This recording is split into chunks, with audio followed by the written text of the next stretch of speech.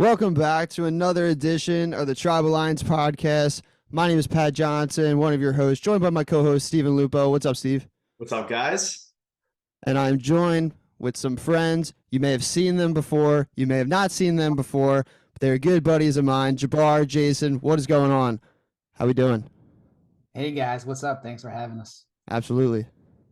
Very excited to be here and talk about a very fun episode. Yeah. Jabbar, thank you for joining the podcast. What are your thoughts on this season so far?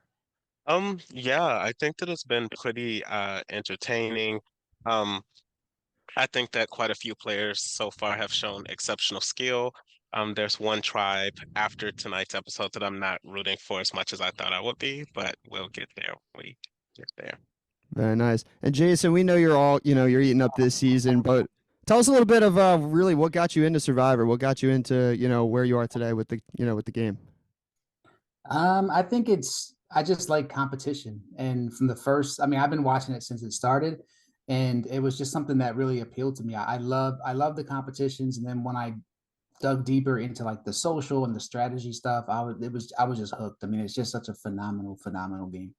Yeah, couldn't agree more. There's so many different factors that go into, this game and how it's so complex, it's so complicated, it's fascinating, so many great things. And I think that, this season, me and Steven have raved about it a lot, but I just have to reiterate, it makes me feel like, I'm watching it for the first time again in some aspects. And it's really cool to see. But yeah, we want to hop into episode 6 of Survivor 45. And Steve, bring us into the episode. Yeah, well, I only started watching live Survivor starting at the new era. So I would say for sure so far this is already, it's only been one vote into like the merge. And I think it's probably one of the best seasons I've ever seen live. So I think it's the best of the new era. It's the hour-and-a-half episodes are awesome. And just the tribal councils have been honestly pretty crazy. The Sabaya tribal council was nuts. It was interesting to see who Emily would pick in that last tribal council. And then this tribal council, Caleb, holy shit, that was nuts. It was so cool to be around so many people at a watch party when that went down. The whole place was going nuts. So those are the best times to be at watch parties for those kinds of awesome tribal councils, when like an idol is played or someone's votes are negated. I think I've been to I think this was like my third or fourth one where like some crazy idol play or something happened, negating the majority of votes for somebody at tribal council, and the place goes nuts. So I was happy to watch it with a bunch of Survivor fans, and just so much fun to watch. And the fact that it was a merge episode,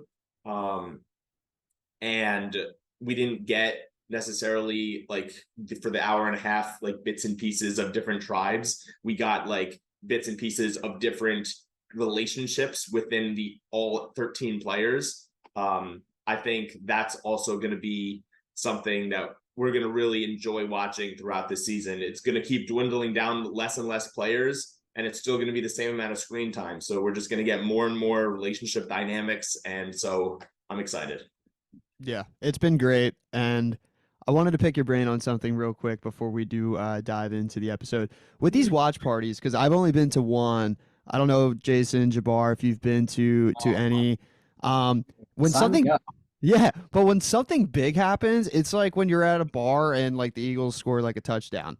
No, seriously, yeah. You know what I mean? I was telling my girlfriend, my roommates the other day, I was like, and I even was saying this on Instagram Live, like I treat, Survivor Wednesdays like, football Sunday. And it's just so exciting that it's a good season. It's like when your team's good, it's easier to watch. It's more fun to watch. It's great. Yeah.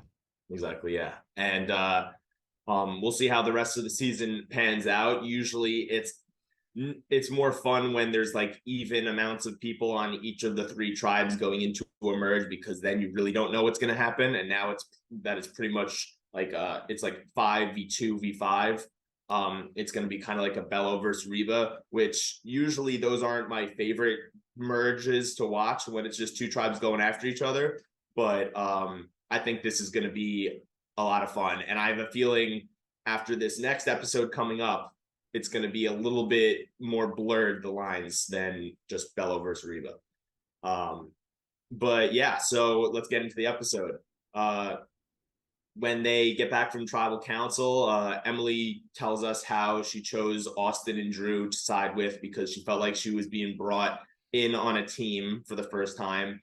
And she says how Kendra took it really well and kindly, which seems good for her. But then we get a confessional from Kendra saying she wants revenge on Emily for flipping on her. So that'll be interesting down the line. I have a feeling Kendra's once Caleb's out of the picture.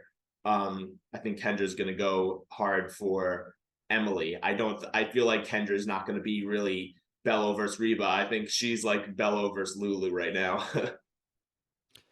Yeah, it's interesting to me as well too because it's like we see this like whole Reba versus Bello, but I think everything this season is also showing us is that it might not be as cut and dry as something like that. Usually when you have two in the middle, they become an easy swing, but when they become the targets and people have different ideas, well, you know, the whole dynamic shifts a bit and I don't know what's going to happen with Emily and now that Caleb's safe, but you hope that they can stick together in some sense. Mhm. Yeah, I think it seemed pretty cut and dry, like you said, and then you know I keep going back to D. D is to me somebody who is very strategic and is like analyzing the game at all times. And I just feel like moving forward, we're gonna see something from D where she does blur those lines, like Steve was saying, right? Like I feel like she's always looking for the next move. Even in the last few episodes, she was always thinking about who can I cut, right? Like who in my lines can I cut?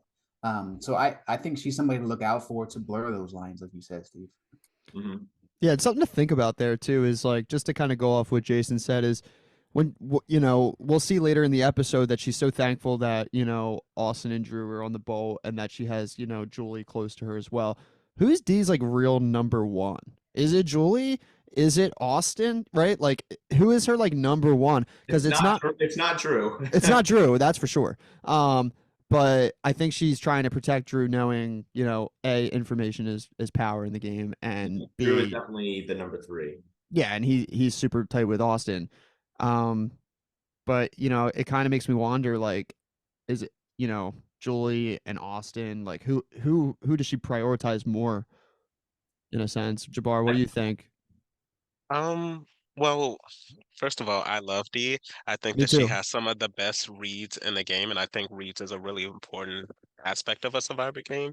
I Hmm. think that Dee's an opportunist in the fact of like she can switch at the drop of a dime or a pin or whatever it's called in Hmm. terms of like who she values as like her number one. I don't think she has a set person.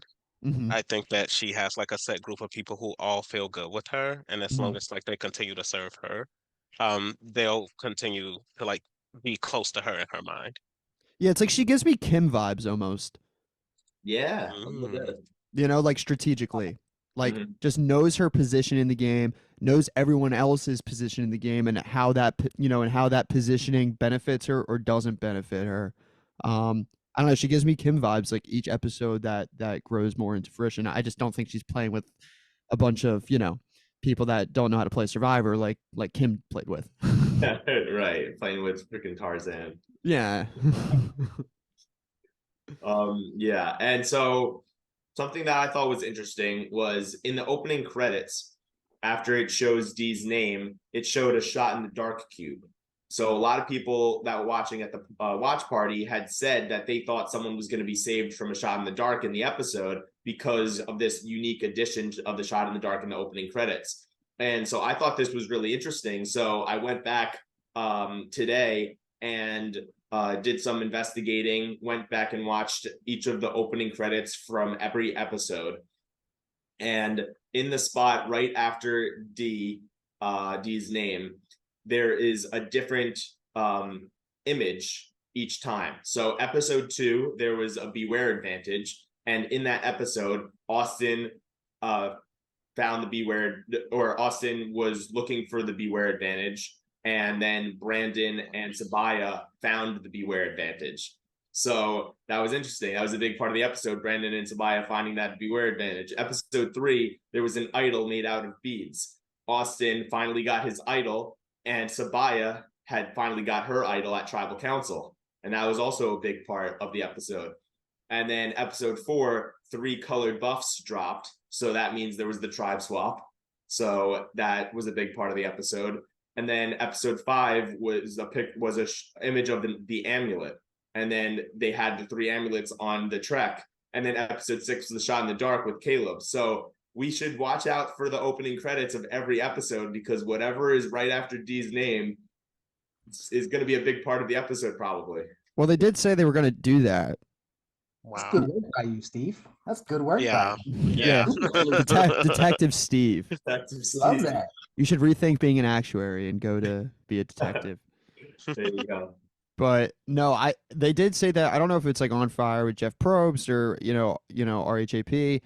They did mention that there would be little tidbits and little hints of things to see, and to look out for in the episode. And he said only people that Oh, right. Okay. only people that watch the game closely and that know that to pick up on those types of things, will realize that, and then over time people will realize that. So I'm interested to see is as the numbers get smaller, are we going to see less of that as well? Because those are going to be key factors. These advantages are key factors, especially in this new era that we're witnessing. Mm-hmm. Yeah, good catch. It'll also be interesting because it seems like all of the images right after Dee's name and like the opening credits have been something pretty obvious in the game. Like early on, there's always going to be people finding advantages. And then, the tribe swap was a tribe swap, so it showed the buffs. And then the shot in the dark was a unique experience. Like going forward, like what other unique things are they really going to introduce into the game where like they can show an image? So it'll be interesting what images come up, because the stuff that we've already seen before in the past episodes, like it made sense, like advantages being introduced into the game. But now that a bunch of advantages are in the game, will it be shown? Like I wonder if when Drew plays his safety without power, will it show like the safety without power? It better not. Like I don't want to be spoiled now that I'm looking out for it. Yeah, I agree. I agree. I'm about to close my eyes every time the credits start, because Yeah, they're just right? gonna reveal the winner at the finale. They're just gonna show like imagine last year they just showed like a picture of Jam Jam at the end. I knew Jam Jam was gonna win last year when he had his poop in the ocean confessional after the 43 finale. Called that shit. But I called him being fan favorite, but I didn't call him the winner because of that. I did. I was like, this is perfect. But anyway, we get back to the episode, and Lulu is searching for the idol with everybody besides Katurah. Katurah is excluded in this idol search here, and I want to hear opinions from Jason and Jabbar on this one too. Jabbar, how do you feel about the exclusion of Katurah when looking for the idol, and do you think that it's good strategy on the on the ones looking? No, I don't think it's a good strategy to specifically ice one person out. That's what looking. Either you look by yourself or like with somebody else, or you take the whole tribe, but don't specifically ice someone out. Because I mean, if they see you, then you kind of give them leverage for like a swap or a merge to be like, hey, I was on the bottom. Or if she randomly finds it, it's kind of like they're duped.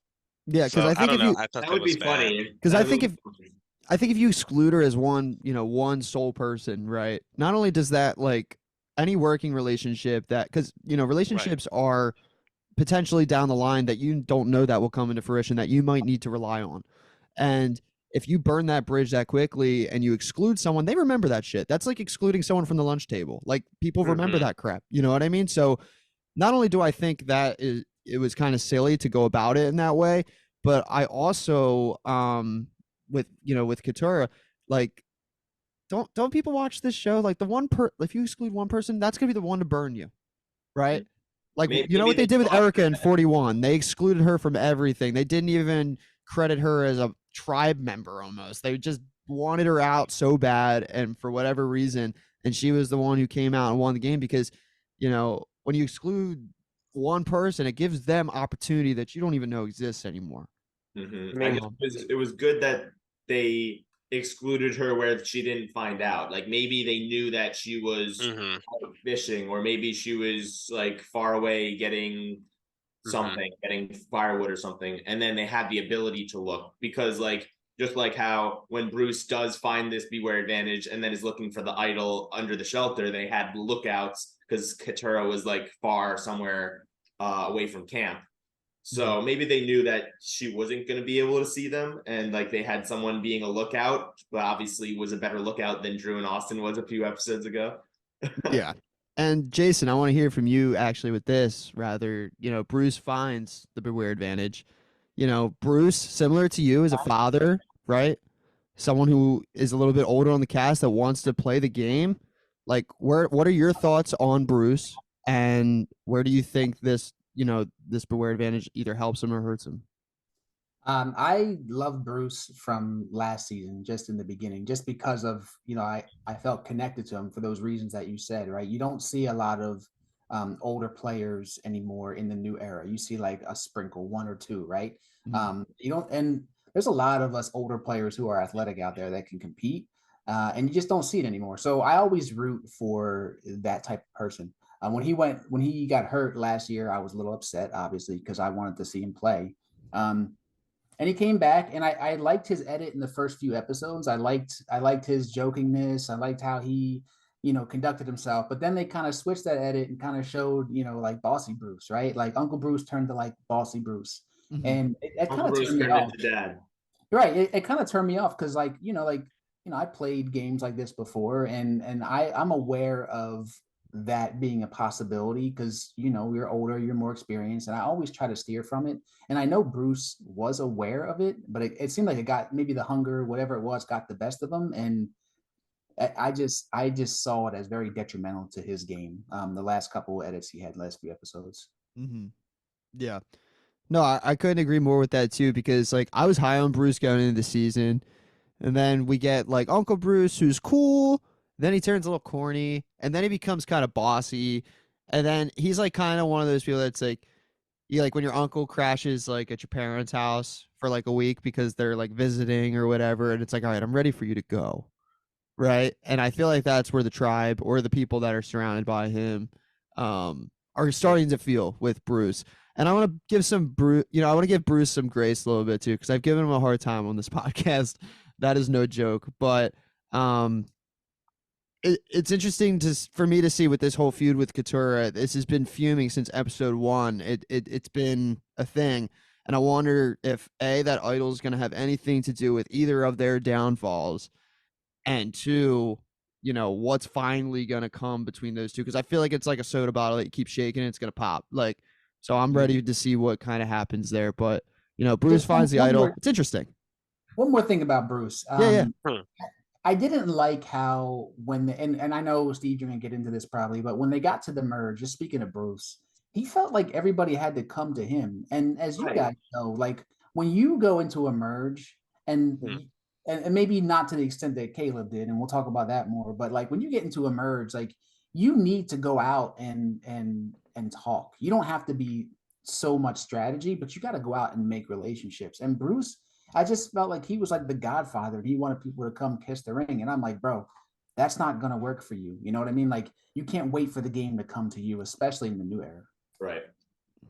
Yeah, I mean he's even said he's like a self-proclaimed celebrity now. Yeah. And he says that, and he He says says it it a like lot. every episode. Either him or Katura says it. Yeah, and for me, it's like he's like, why isn't anyone approaching me? Why isn't anybody approaching me in that Godfather-esque type tone and behavior? And it's kind of like, Bruce, you can't like that. The thing that's going to make you the biggest threat out there is something that you're like you can't get over. He's like you know what I mean? Yeah. It's like you can't have both. So Yeah. downplay yourself, or if you're going to amplify yourself and call yourself this celebrity, then you go out and talk to all these people because these people aren't going to promote, to approach someone who they probably want out. So he needs to do something because if someone's not approaching me, if everyone's not approaching me, it's me. And I'm concerned, right? So Yeah. I have to make waves, and I was kind of shocked that didn't. He was so focused on the ego, I think, rather than the strategy that he was lacking in that. And he's not a strategist, but Yeah, the pariah. He couldn't call himself the pariah. Yeah, he called himself the pariah. Jabbar, it sounds But like you then, want to say something about Bruce. well, it's like, and then he took it a step further because not only did he just like let his ego get in the way, he then wanted somebody out who, if I'm not mistaken, he felt good with or had good vibes with than Caleb because more people were talking to him. Like, You're no, jealous. that's the type of ally that you want in the early merge. They getting all the information, they can bring it to you, Yeah. and there'll be a target of you because of look at how the votes flipped to Caleb tonight. Like, I don't understand why you would. The Blue Tribe just really sent I don't me get them into a sometimes. tailspin. I did not understand, and I think that Bruce is I think that he is going to be the downfall of the entire Blue Tribe if the rest of them aren't able to separate themselves from him. Because tonight was ridiculous for them, to be I honest. know Kelly wanted to no longer work with him. Like she wanted to, but now he's seeming like someone that they can't really work with because like he was saying how when he was talking to Caleb that like he was like, well, what are we gonna say to the other tribe? And then he was like, it doesn't matter. And it was like, of course it matters. Like that just of course it matters who what you're telling the other tribe. You don't want to just like not talk to the enemy. Like don't like Boston Rob the situation. And like this is the new era. Like you gotta go around, you gotta talk with everybody, you gotta try to develop relationships with the other side. Like your 5 Bellows and 1 Caleb is not going to be majority for the entire game. There's going to be twists and turns, and you need to be prepared by having relationships with the other side as well. Yeah. So yeah, Some definitely. questionable, some questionable gameplay here. But questionable is, not good if you're playing the game, but it's good for us watching because it lets us break it down and analyze it. And not only that, it's pure entertainment. I mean, you get Sifu and Bruce on the same tribe, which is going to be fun to watch shake out if they get some time together. Something I also want to mention is Jake did like the most like me thing out there, and he just did something that I just love so much. Like when he was he winks at Caleb, he winks at Bruce. I loved that. He's like, "Where's my fucking rings?" Damn Like it. he's like, "Damn it, where's my?" And I'm like, "Dude, this is like great because I don't, not everyone may know this. Like Jake's an actor. He's in theater. He teaches kids theater. Like he doesn't drench himself into one world, and he does this real. Like I think we'll see more of it if he does make it as an end gamer. We'll see his social game be something that's very paramount for his success. But I just think that was also just very smart because it's like we don't have what else do we have out here? So it's like he thought of something that he thought could help, and I just thought it was like funny. I thought it was cool. Exactly. And like preseason, I remember he was saying how whenever you curse a lot, like it makes people think you're telling the truth more. So like he said that he's gonna curse more than he usually does in his daily life on the show to get people to believe you. And then if he's like really upset and cursing about not finding his ring, Katura is gonna think, oh, he really lost his ring. He's not looking for an idol. So I thought that was genius. It was hilarious. Also going back and forth from what was actually going on at camp and then his confessionals, like back and forth, like that was just so funny. And like the wink too, and then Caleb and Bruce smiling at him after realizing what he was actually doing. It was great. It's great that production got that and put that on the episode. Well, that's the thing to say about 90-minute episodes. Is like that may have not been something we have seen in prior seasons just because of how much they have to squeeze. Because we say 60-minute episodes all the time, but realistically, it's like 43 minutes because of like commercial, you Mhm. know. So And we this is probably really you 100 get minutes. like 45 minutes of Survivor. Now you get probably what like 75 or probably 70. Probably more like 60, Yeah, Who but knows? Yeah, I yeah, I don't. 65. Yeah. I know that's right, but still, but like, at least another 20 minutes, which is huge. yeah. And something that I want to touch on too before we move on a little bit is that um, you never know in this new era too when they are going to merge into like one tribe. Like it could be, this seemed similar to, if I'm not mistaken, 43, right? Where they merged and that was the Ellie vote. Like this vote was the Ellie vote, correct? Yeah. Um, so we saw that Gabler in 43, he used that move as a winning move. So Caleb at this stage in the game with this many people playing a shot in the dark, no way Caleb gets to the end. If he gets to the end, he's playing with a bunch of people that don't know how to play Survivor. And I know that's not the They case. already clocked him, so we know that's not the case. Exactly, right? So, Gabler's obviously a different type of player who can fly under the radar. Caleb is not capable of flying under the radar. It's just not going to happen. But I'm just curious to see, like, with you guys, like, do you like the merge like this early in a sense with some twists and turns, or do you guys just want like that organic, you merge, you're on jury, and it's like simple as, a whole merge feast? Like, I kind of want to see where your brains are at, because we're merging.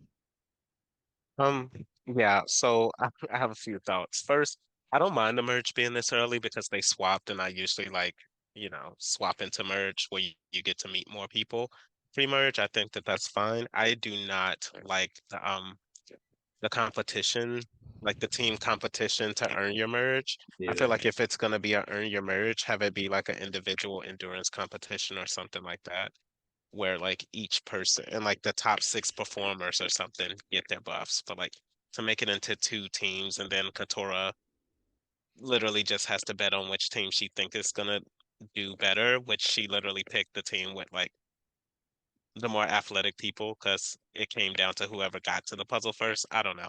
Um, so I mean, it's fine. I just wish that the challenge to earn your spot was more of an individual based thing.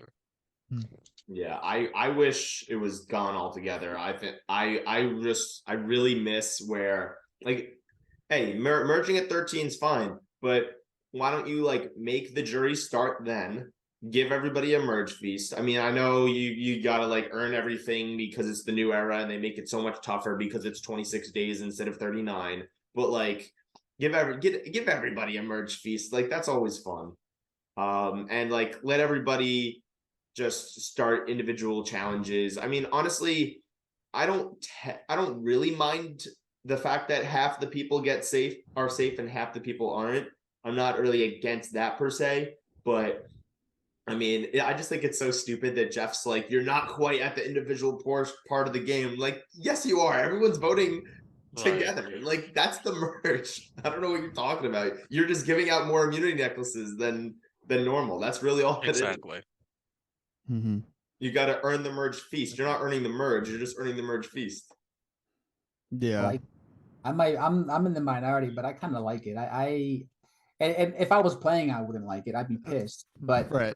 as a viewer, I kind of like it because it adds another layer of strategy, right? Because even Katora was like, she picked the more athletic looking team. But we know the more athletic looking team doesn't always win. So that could have also been a social decision if she had chosen the other tribe. Maybe and you never want to lose on purpose, right? But you also, if maybe she wanted to do a girl thing or something, that tribe had way more women, right? So maybe she is setting herself up strategically for the future, knowing that even if she goes to tribal, she'll be safe and they can do a girl thing because she chose them. I don't know. There's just so many different ways That's a good point. that I kind of, I even told my wife, we were sitting there, I was like, man, she should pick the other team just to set her up socially. Obviously that's not what happened, but there are different ways to look at it when you're in her position. So I kind of like the twist. I don't know. I mean, it sucks for Jay, but it is what it is. It's the game. Yep. Yeah, it's the game, and it adds a layer of you can't predict it in a sense, and it adds that layer of strategy that you're talking about. And for me as well, it's like, I'll take this compared to like an hourglass or like something like that. Like, sure. if it has to be this way, and if this is a way they want to reframe the game in a sense, then I'm for it, as long as we're not like promising people immunity and then taking immunity from them after they win. I hated that. That's a story for another time. But we see, the boats are starting to come in to pick up Bello. They're picking up Lulu to bring them to Reba for the mergatory. So merge is going to be at the Reba beach. Bruce now has 10 minutes to find an idol. That was wild. I was like, oh my God, like, what if he doesn't find it in the 10 minutes? Like, what do you guys think would have happened? Because they wouldn't be at the Lulu Beach. There's no way he can get his idol, and he can't vote until he has his idol. What would happen? I have no idea. That's why I want to. Yeah, that's why we have guests on the podcast because I have fucking no Production clue. would have edited out. Yeah, That They wouldn't have even been the probably storyline. they probably would have re-hit it at the new camp. I think Hmm. they would have re-hit it and then Yeah. like gave him another clue or something like that to kind of give him the opportunity. Because like you're right, I don't see him losing his vote forever. Or that'd be maybe terrible. they just didn't. Maybe they just hit it so easy to find, and then even though they had 10 minutes to get on the boat, maybe they were just like, "Oh, we'll give you a little bit more time. We'll give you a little more time." And then when he found her, he's like, "All right, everybody on the boat." Yeah, Probably. That could have happened too. Production probably did something to hook it up because that Hmm. they probably didn't bank on that happening. Right. But I mean, I was kind of shocked at how low key the Beware advantage was. Like it was like you can't vote at tribal council until you find the idol, and then all you had to do for the Beware advantage is dig it up underneath your shelter. Like and that's all it was. Like I thought it would be a lot more extravagant than that, but I well, guess they were like, this dude has 10 minutes. Well, no, yeah, they didn't yeah. know Like that at the we're time. literally picking Yeah. them up today. It needs to be something that can be done in one day. Yeah, like, Right. Well, then can I ask? So this begs the question then. So what happens if somebody else finds your Beware idol? Like I remember on Reba when like all four of them were looking, B had a chance to take that idol.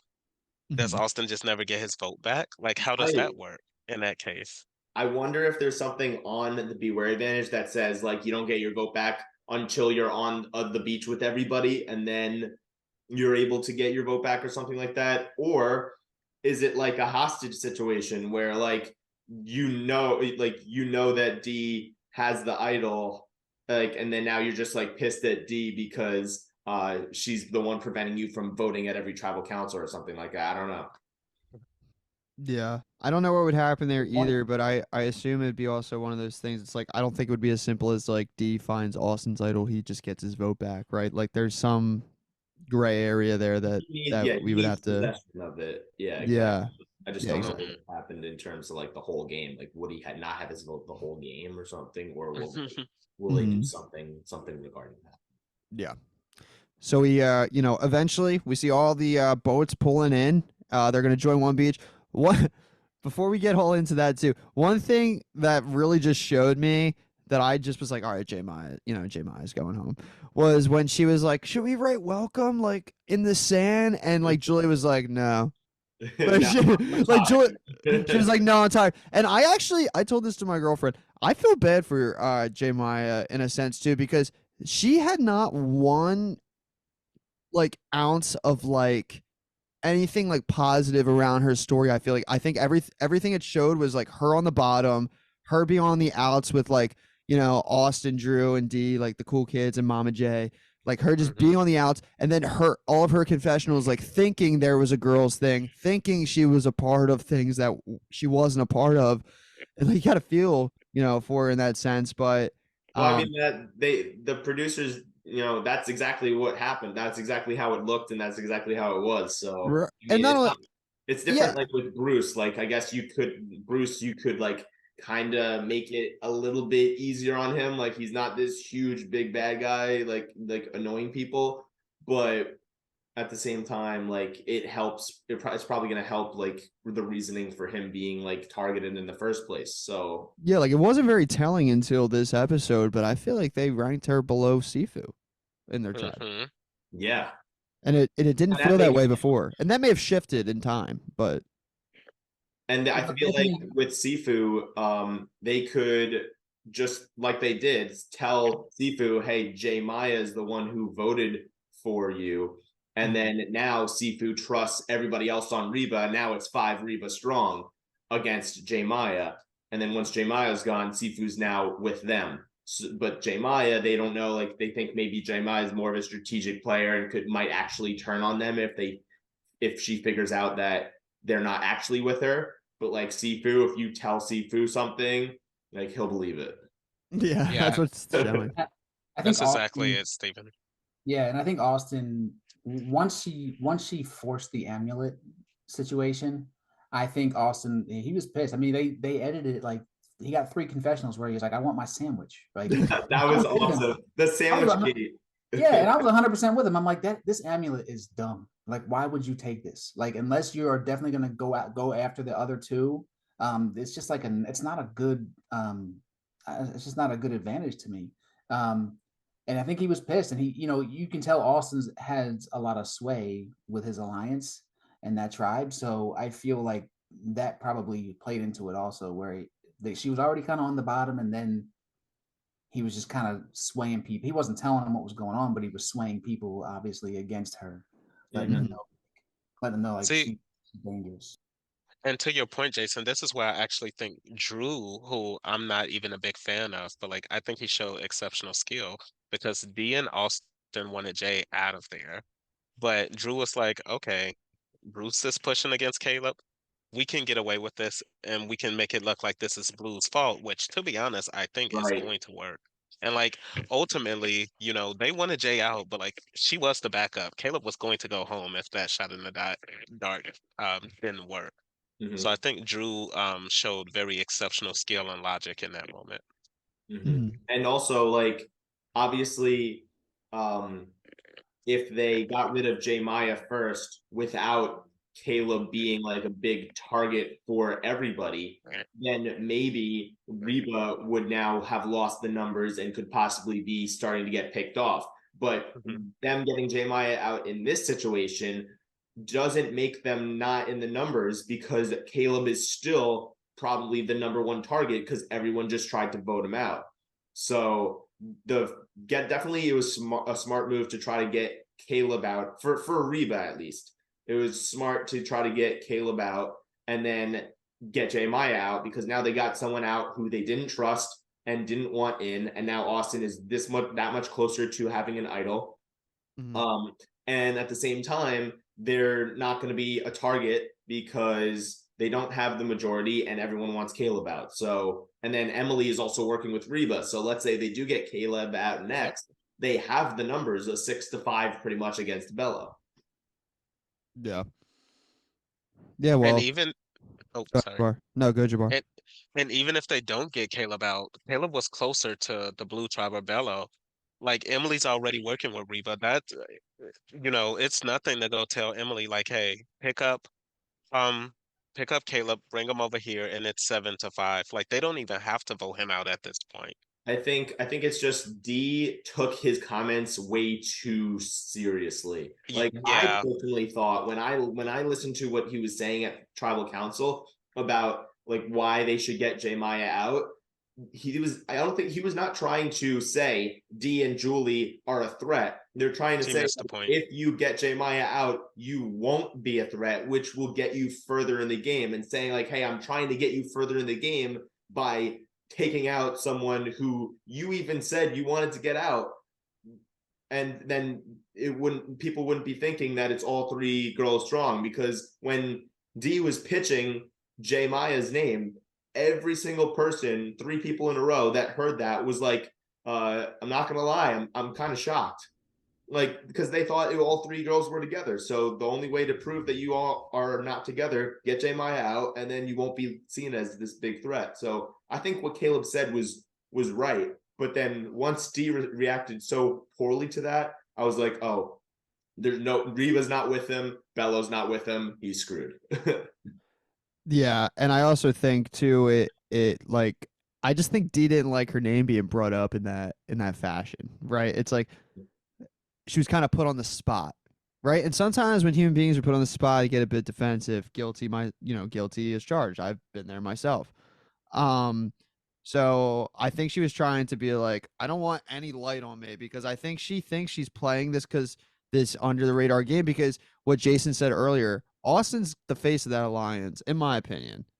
Like you think it's Austin and Drew running that, and then you have the pair of D and Julie as well, and then whatever is in them, intermingling there within that four.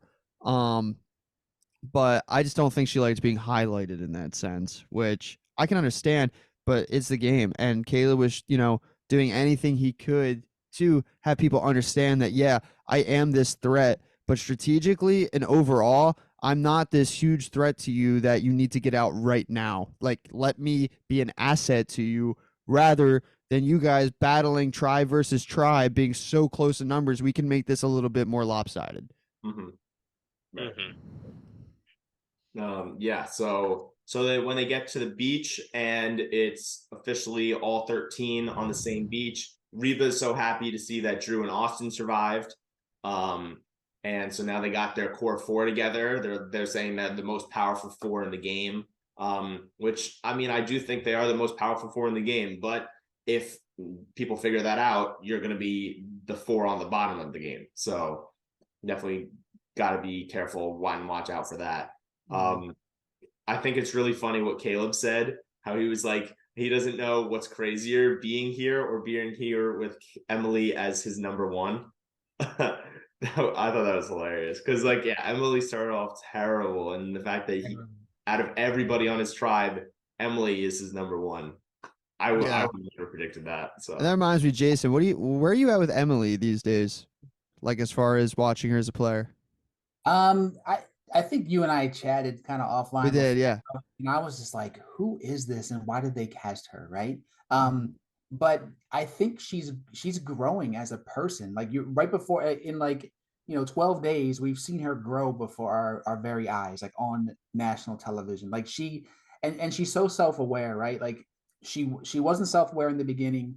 Caleb was like, listen, you need to tone it down. He kind of coached her up a little bit, and she's really growing and like understanding better how to how to socially play, because I think she came in as a very good analytical person, the stocks, the whole thing, right? mm-hmm. And then she kind of is just honing her social game as we see it play out, and I really like Emily. I do. I think she's just really trying to find herself as a person while she's playing this incredibly difficult game. And like she said, she wanted to attach to somebody that made her feel like part of something in that last vote. And that's all anybody wants, right? They want to be a part of something. And I think Emily's going to do really well in this game. I I do. agree. I I do. think she's I do really too. going to grow. I do. And I think not only do I think that she outlasts like her, it's like Caleb's like her survivor master, right? It's like the Karate Kid where like he's like teaching, he's like, because he said before, he was like, I'm teaching Emily how to do this, or I'm proud that Emily's doing it this way now, or it's so fascinating to see, or it's so beautiful to see that Emily's doing it this way now because of me, right? And I feel like he's got the, I think that she ultimately outlasts him. And not only that, I don't think any of it's fake. I think this is organically, a person that Jason said is growing into their own, realizing, you can't treat people like stocks. You can't treat people like numbers. Like this game, and each year and each season that goes by proves more and more, just with the times that we're in and the way that the world works, it becomes a more relationship based game, I think, as each season progresses, because people are just so, who can you trust? Who can't you trust? Who can you really be vulnerable with? Vulnerability is key. And now that she's been able to open up, her tribe has seen her let out emotion. She was someone who kind of just looked very black and white, someone you couldn't really shake either which way, someone stuck in their, in their own ways. Now she seems someone who's a little, a bit more flexible, somebody who's a bit more approachable. And I think that she's doing a really good job at adjusting her game. And I think Caleb did a really good job at recognizing the potential in her. Mm-hmm. Yeah. Can I just say Yeah. one more thing about this? I think it's so interesting, right? Because it's New Era Survivor. The world has changed since I started watching it, right? Like we're on our computers, we're on our phones. People don't call each other and talk on the phone anymore. They text. There's a lot of like social interaction that isn't there anymore, right? Like people stay in their house and they work from home remote. They don't go out often, all that stuff, right? And I feel like Emily is kind of like a metaphor for like for like what's life is like right now in the real world. And she's out there and she's like, oh wait, like I can't hide behind my computer. I can't hide behind my stocks. I gotta like talk to somebody face to face, right? And it just shows that like human beings can shift and learn to adapt into their environment. And it's just I don't know, it's just very cool to watch. It's just for me, it's just really cool. Couldn't agree more. Yeah. So then Emily was apologizing to Bruce after the whole first episode thing on the boat. Bruce forgave her to her face, but he's definitely going to be gunning after her, and vice versa. Um, and so that'll be an interesting dynamic to see as well, because we have Bello people wanting to go after Bruce. Now we have Emily wanting to go after Bruce. Emily's connected to Reba, so it seems like Bruce is in trouble early on, but he has his idol, so that'll be interesting to see how that plays out with his idol. Oh my God, Bruce screams going home with an idol in a pocket. He does, he does. I I would have agreed had Caleb went home here, but I think that like he's gonna realize that he's probably gonna be exposed now that Caleb's still in the game, and I think Mhm. that he's kind of gonna be more on high alert. Like I if wonder he, if he just plays the idol like next round, no matter what. I mean, he definitely should. If he goes home with an idol after tonight, then Hmm. wow. Especially depending on who's on his tribe too. Yeah. If Katura is on his like split tribe next time, he's a goner, unless he Mhm. plays his idol. So, uh, yeah, if he's with like Kelly and Jake and a few Rebas, um maybe Bruce doesn't play it. I wonder if Kelly and Austin and any other Reba member and Bruce are all on the same tribe, if Austin tries to target Kelly instead of Bruce to try to get the Hmm. idol because of the Yeah, amulet. man, that dude is loaded. He's got what? The idol. Does he He's got got the some? idol and the amulet. Once Kelly's gone, he has two idols. Yeah, that would be insane. And he's got, Drew's is number one. He's got the safety without power. So they're sitting, pretty, Yeah. And even that though means you he only never has want to sit pretty and no and acknowledge that you're sitting pretty uh-huh. because then you're not sitting pretty. And so now Drew has 2 episodes to play his advantage, because it expires at the final 10 and final 12 is a double. So he's only got 2 chances to use it. So if he has any sense that it could be him, or if he has any sense that maybe an ally of his might be going home and only the ally and Drew knows about the advantage, then like he could like give it to them, and then if he still had the numbers, vote someone out. Some interesting things could happen. I hope it's not wasted where he just plays it at the final 10 just because it's about to expire. Like I hope it actually means something. Mm-hmm. Um but yeah, and then Austin's pissed at J Maya for depriving him of his sandwich, so he wants her out so bad. And then he tells Dee and Julie about the amulet, and how that now they just got to get rid of J Maya and Kelly, and so now everyone's kind of on board to get rid of J Maya. And I have a feeling Kelly's going to be a target in the next 2 or 3 votes. Um, I do think that Austin is going to have 2 idols. I think Kelly's going to go out before Austin. We'll see how that plays out, but I feel like the only way that would happen is if Reba has the numbers, and Mm-hmm. that would require some bellows to possibly go home in this double. Mm-hmm. We'll see how that plays out, but I'm interested to see.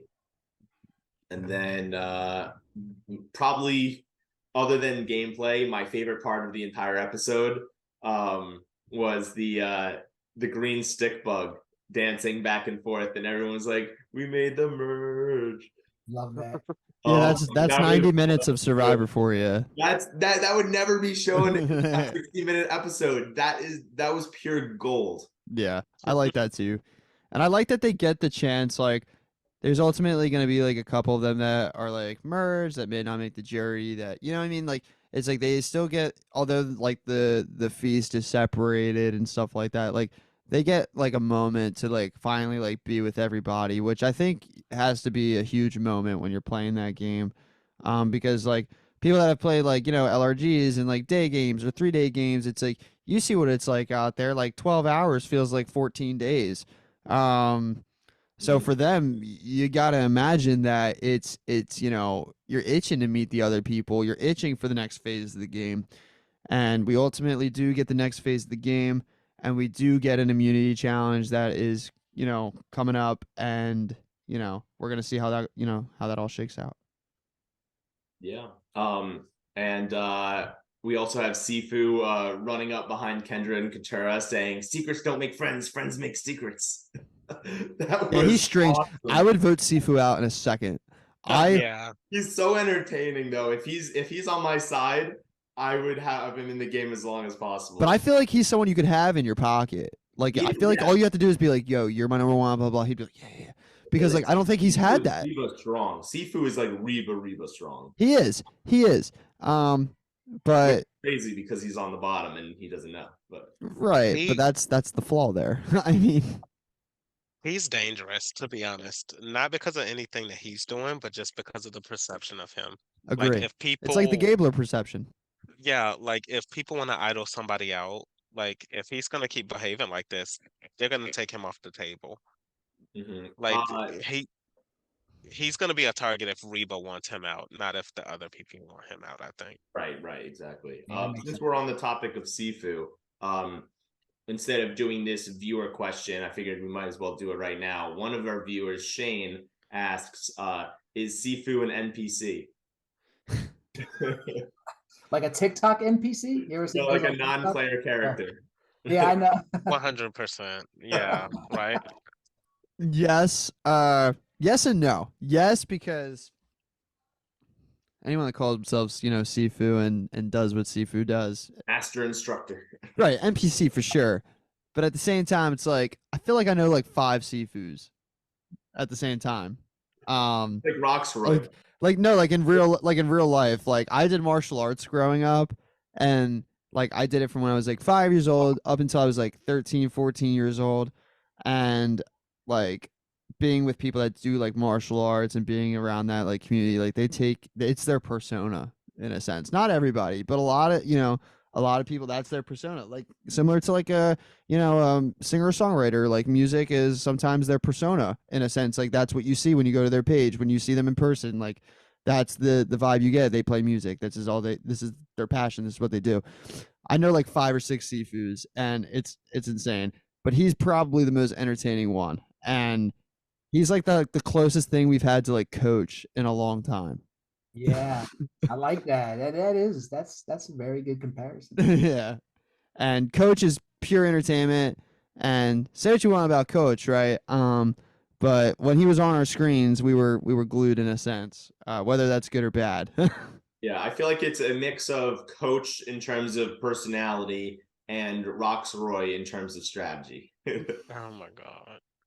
Yeah, I'm always like I don't understand how like Rockshroy got casted. That's another podcast. But It's for the day ones who well, only like Jason's at home and he's just like, I'm the dad that should be here right now, not this dude that doesn't know strategy at all.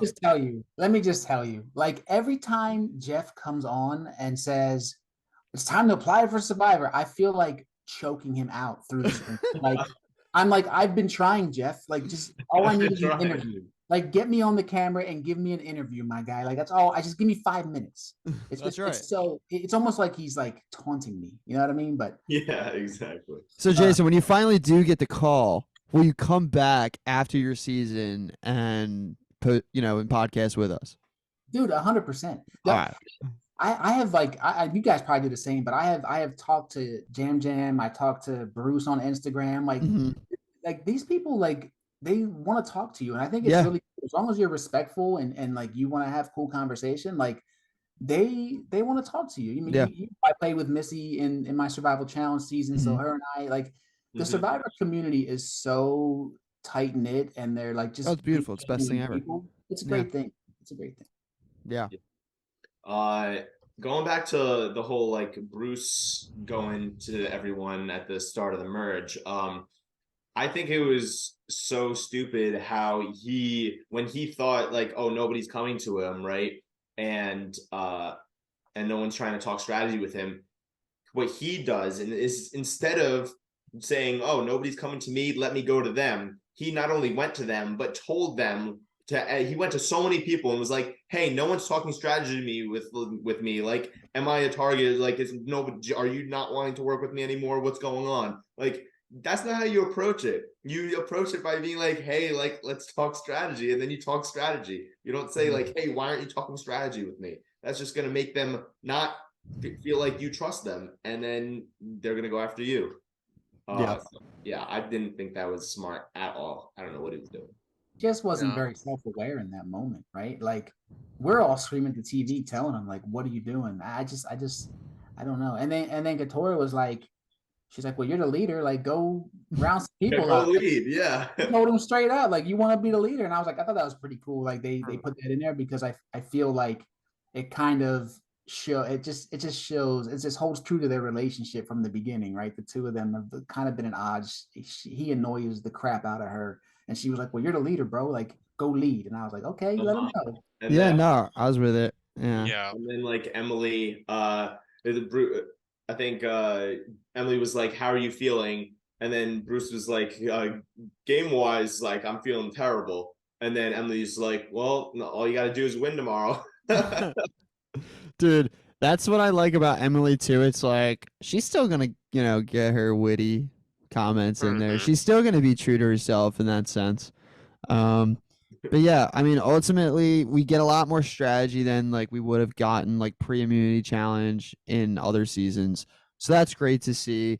We see that Bruce and Bruce is telling everybody basically that he is talking to in that moment that Caleb is someone that can't be trusted, someone who's talking to everybody. He should be bellow strong, and he's obviously not if he's talking to the enemy. And then Mhm. Caleb is like, that's what you should do. Like, you can't just exclude the enemy. We Yeah. just found it ridiculous. And to me, I agree with Caleb. Not only that, but something I wanted to say about that is Caleb has to do damage control per Bruce. And I'm just like, what are you saying to this guy? Like, this dude's already talking to everybody, right? So you have a guy that's talking to everybody, that's super social, that before was someone that you could consider yourself working with, who is the perfect fucking shield that you could have.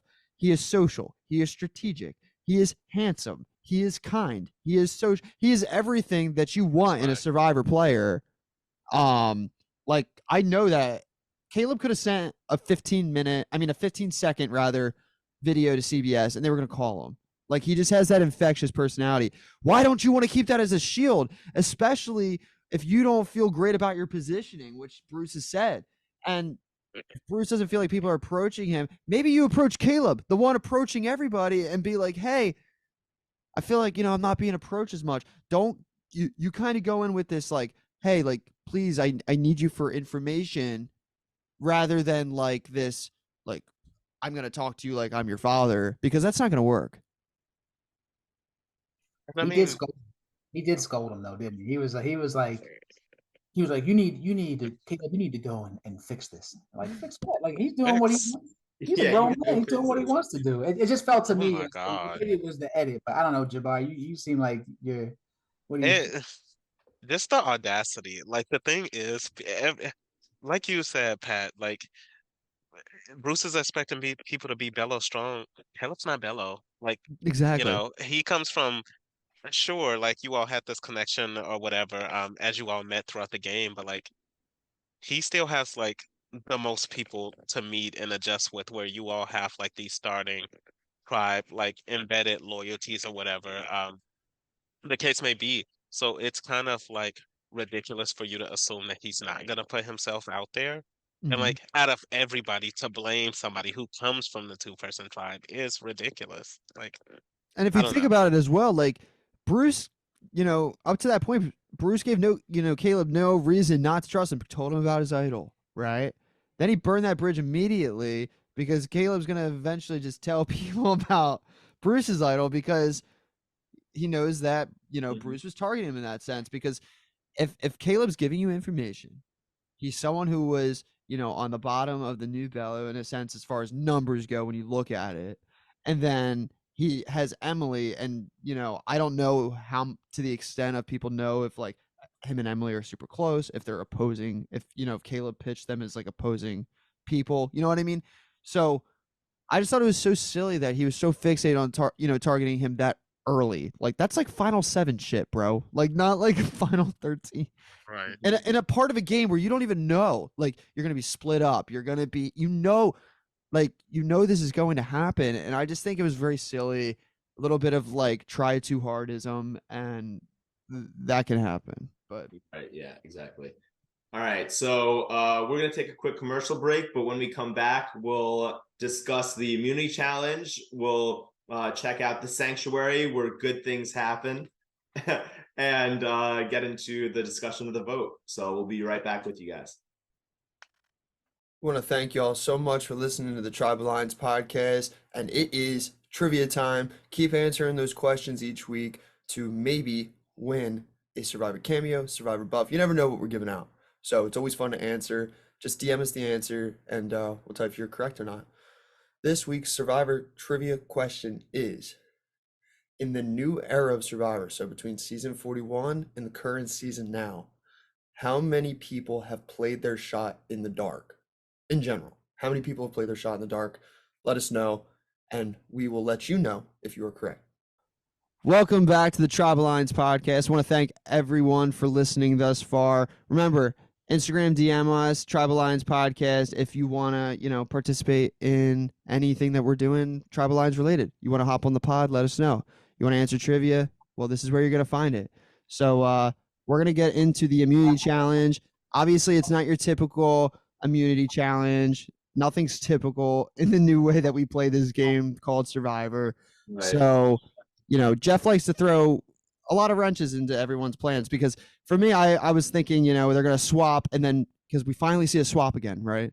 Like an organic swap. And I was like, maybe we'll just have like a regular merge. Like, that's fun. No, no, not at all. And as I said before, I do view this much better than what it could have been. But yeah, let's talk about this immunity challenge and see what, who's playing with who draws the non-colored rock, and yeah, let's see it.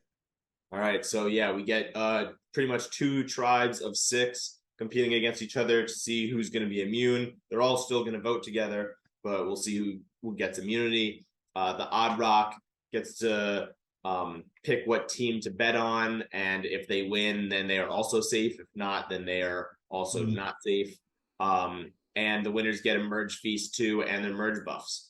So Jeff pretty much says that they're not yet in the individual phase of the game, but like I said earlier, like they are. They're all voting together. Like that's the individual phase. Like there's a lot of people winning immunity, but that's about it. So we get the red and the blue team. So on red, we have Caleb, J. Maya, Jake, D, Emily, and Kelly. On blue, we have Sifu, Drew, Bruce, Austin, Julie, and Kendra. And then Katura draws the non-colored rock and decides to bet on blue because of their strength. And Drew was saying, like, the puzzles are the great equalizer, and just because they have a lot of strength doesn't mean they'll necessarily win. They still have good puzzle makers. They have both. They have Drew and they have Julie, right? Julie's good at puzzles. Kendra was the one in charge of the block puzzle for Bello.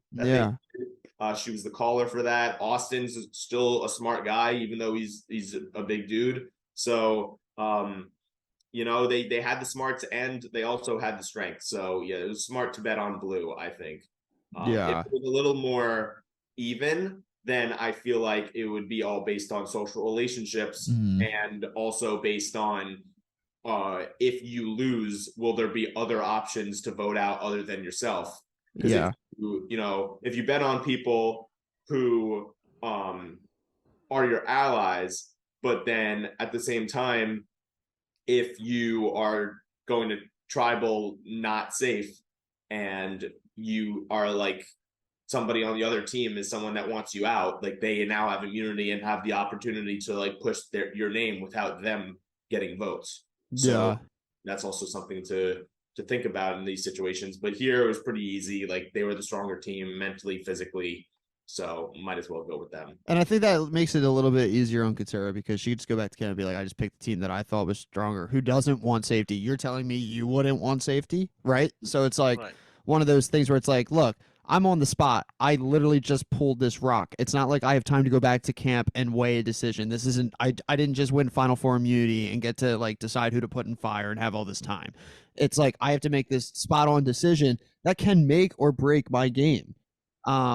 So I think going with with the strength in that aspect, and with knowing, like, she's like, not only do they have strength, but they have puzzles. It's not like they're just like physical. It's not like you have 6 Jonathans over there, right? Exactly. Yeah. You have a balance, and it's like an actual balance that I would bet on as well.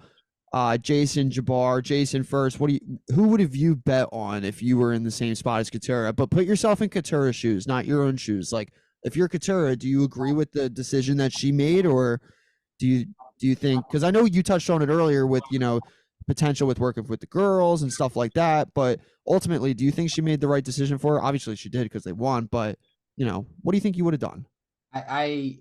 Yeah, we talked a little bit about the social side of it, but in this situation, I think the disparity between the two teams was so egregious that you can't not select that team, right? Like like you said, they have the beginning of that challenge is so physical that they had the physical part, and then they had the puzzle makers, like Stephen was saying. So I feel like it was a no-brainer for her. I think Mhm. she chose safety over any kind of social. Obviously, Caleb and Emily and Jay are on that other side, so they are easy targets. So had she chosen and they lost, she probably would have been safe anyway because of, like Stephen was saying, the amount of targets on that side.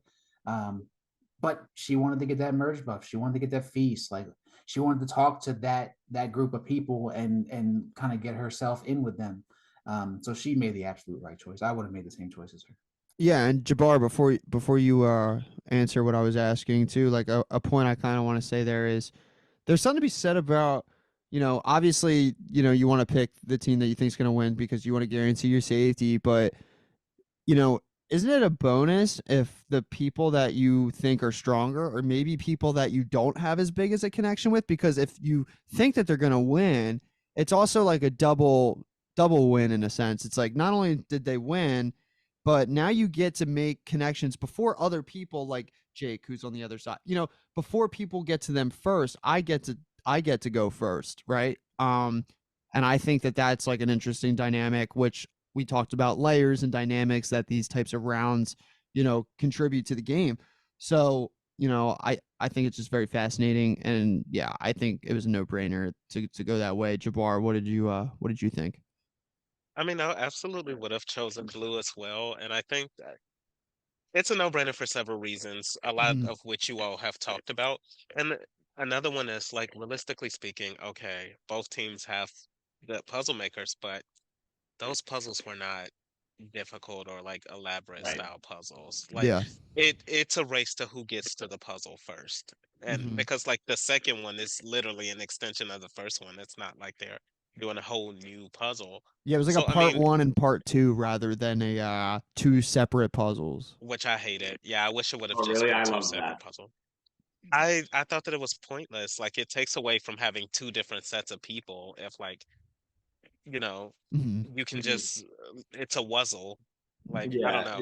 it was pointless, but I feel like it was just cool for the viewers to see something a little different. Like obviously, Right, like right. whoever finishes the puzzle first, unless it's like a super difficult second puzzle, the first Yeah. person to finish is probably gonna finish right. But like it was very fun for me to like I can't put the pieces together, the puzzle pieces together, but I can look at the stuff on the puzzle and be like, oh, that means that word, and like I feel like it was Yeah. more fun for the audience.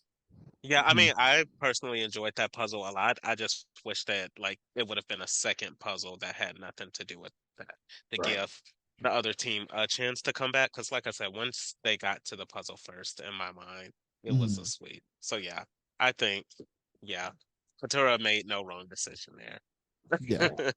And Yeah, can I just Yeah, add one more good. thing too? Sorry, Stephen. She really couldn't lose because if they have lost, I mean, look at the threats that are on that side. Like Hmm. Yeah. she is not in danger anywhere. So like she really had it was a there was no way Couture could have lost. I think in any decision that she had made that day for those reasons, right? Yeah, I Well, I think. mean, Go ahead, Jabbar. that side has more of the like idols and powers and stuff, though. So we True. could more likely run into like an idol geddon Yeah. if people are paranoid that they won't make it to the merge. Hmm. Point. And No, I that's a good think it point. Go ahead, Steve. also it also has to do with you got to think about that this decision was based on which team is going to win immunity, not necessarily which team is going to win reward. If it was had nothing to do with her being safe and had everything to do with just going on a reward with these people, she might choose the team that she'd rather be around for extra time. So like, let's say she chose the other team and they lost. Now she's at least going back to camp with people that she wants to be around to possibly discuss the upcoming vote. So if it was just reward, maybe depending on who she wanted to work with, she might have chosen differently. But like, because it's to win immunity, she's going to choose the team that she thinks has the best chance of winning. But if it's for reward, she's choosing the team that she would much rather be with, regardless of winning or losing. Yeah, it's a great point. And we get to the sanctuary where good things happen because Blue wins immunity. Katora picks correctly. She gets to reap the benefits of Blue's hard work.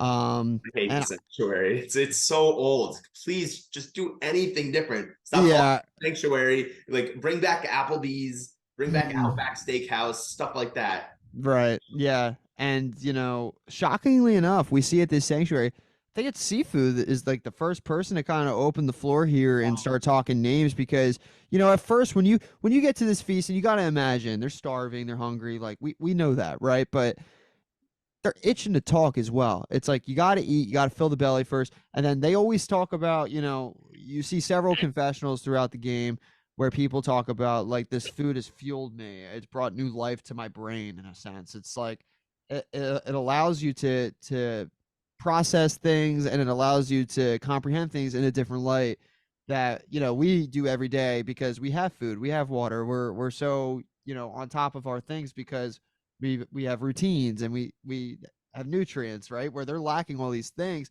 and then they get a fuck ton of food, and then they're amplified in a sense. And then Sifu, shockingly enough, first one to throw out a name, and he wants it to be Jay. Yeah, Yeah. which is it's definitely. I mean, it makes sense for Sifu because Jay Maya is the one who wrote his name down, but But I'm like, bro, are you fighting for like fifth place in your tribe? yeah, Like, exactly. you're like fighting to be number 5 in the alliance. Maybe shake something up. The thing is, he doesn't know that. He doesn't know that there's a 4-person alliance. Right, and that's a shame for Sifu, but Yeah, I know. But yeah. yeah, the Reba, pretty much all of Reba who is there on the reward agrees. Like, yeah, like I'm down. I don't have a good relationship with Jay. Let's vote her out. But then it's Kendra and Bruce who want to who bring up Caleb's name and say they want to vote out Caleb, who supposedly is working with Bello. So it's crazy to see people working with these larger groups. They're targeting the people within their own groups, which I was just so shocked throughout the whole episode. First, it started with they wanted to take out Bruce. Now they want to take out Caleb, who's a Lulu, but like also has been working with Bello. So I just think like for the first vote, regardless of who you can trust or whatnot, you want to keep your tribe in the majority. And when that happens, the minority is going to be more open to trying to take out someone in the majority if the majority wants to do the same thing. So like if Reba stayed in the majority and then told everybody in the minority, like, hey, I want to get Jay out, minority's like, perfect, let's do it. Yeah. And then it's Reba's move and they get out somebody they don't trust and they still have the numbers. So like it's just stupid the first vote to go after your allies. Yeah, I think it's too early. Go ahead, Jabbar. I didn't think that, yeah, I didn't think like how they did it made sense, Uh, You should make the other people try to work for it, like convincing you to target somebody of your own. Like, if you're gonna throw out Jay's name, you run the risk of like Bello and Lulu going to Jay, like, look, these people want you out. Stick with us, become a member of our Why is that? alliance, and we'll pick them off. And like, I just think that it was just such I mean, no, neither tribe or any of the tribes really thought to do that, but I thought that they put themselves in such a scary situation by doing that. Mm-hmm. And I think, yeah, I feel like they should have tried to do that, like, knowing that they were all voting for Caleb. They should have been like to Jay, like, hey, just want to let you know, like, but like before her finding out, I'm curious if she found out that she was on the chopping block at tribal council.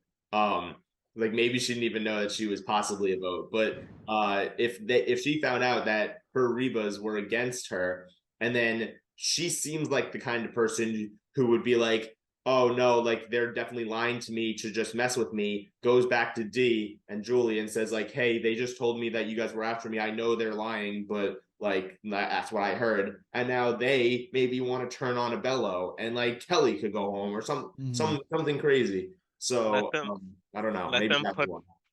well let them put their votes on her. Show her the truth. Hmm. Yeah. Whereas you all put your votes on Caleb or get him out. Yeah. Mhm. Well, it's for me. It's and we'll talk more about this soon, but it's fascinating. It's 2023. It's Survivor 45. There's 13 people in the game. Why are we not splitting votes?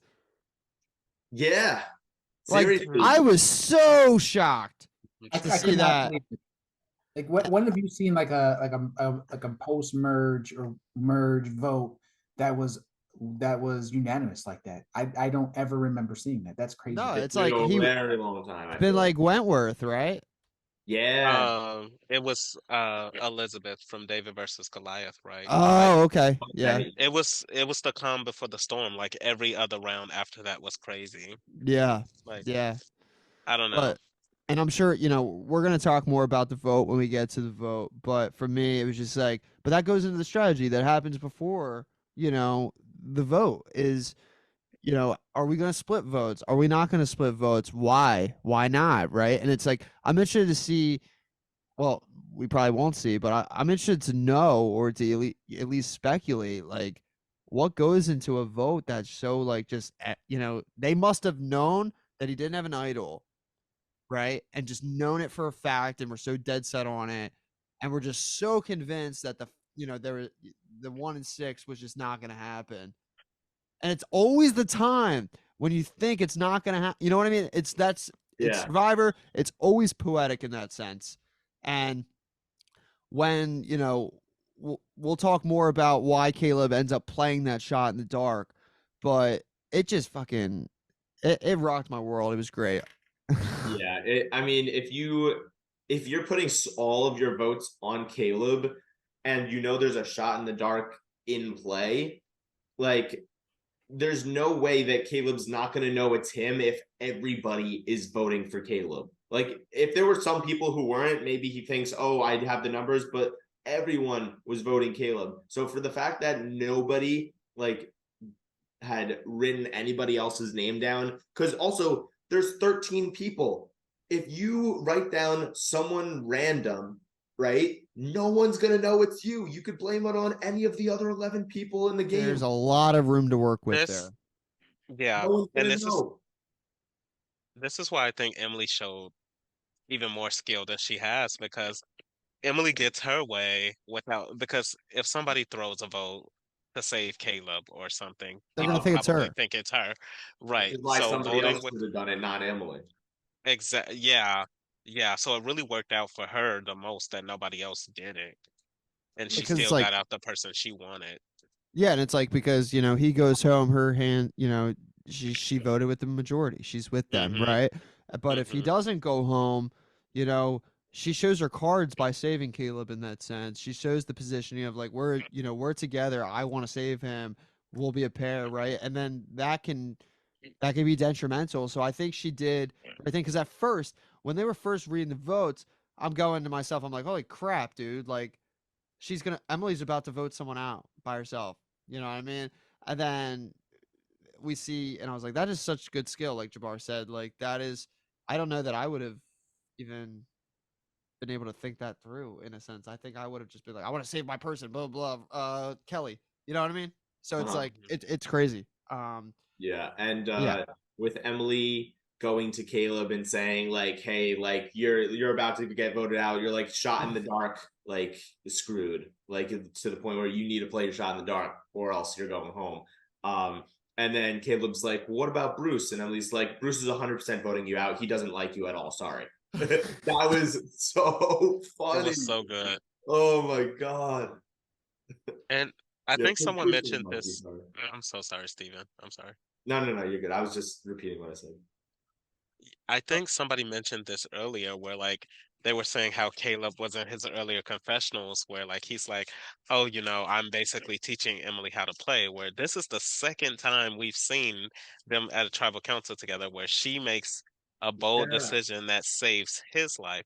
So I Mhm. think that like that parallel between the confessionals versus what's really happening is very interesting. Yeah, like Caleb is saving Emily's life in the game by teaching her how to play, and Emily is saving Caleb's life in the game by helping him get through a vote where he's being targeted.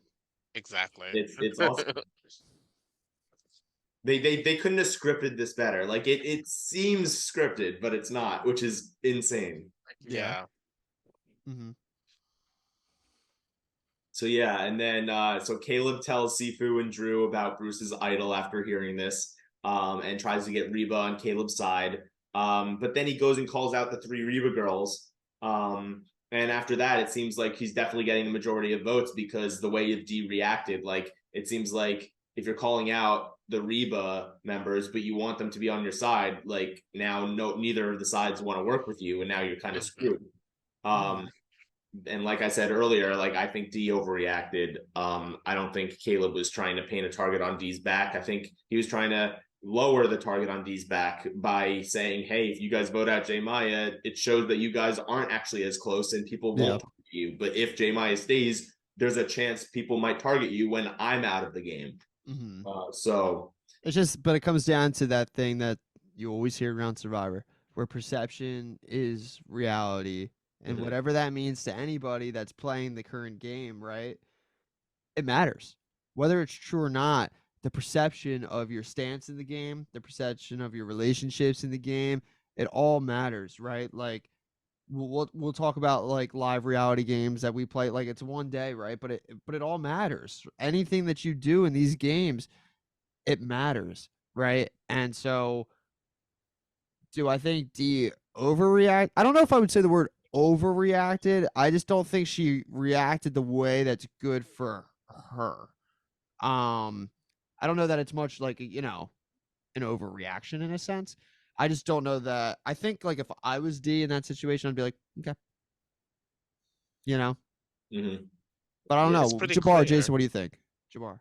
I mean, yeah, it's pretty clear she just wasn't listening. Like she heard him, but she wasn't listening to like what he was truly saying in that moment. Mm-hmm. Because very similar to like Steven, like I was like, oh, that makes sense. And actually that's a strategy that I love to use. Vote the hell out of all of your allies and be the last one standing, get to the end and get their jury votes. Granted, Jay wouldn't be on the jury.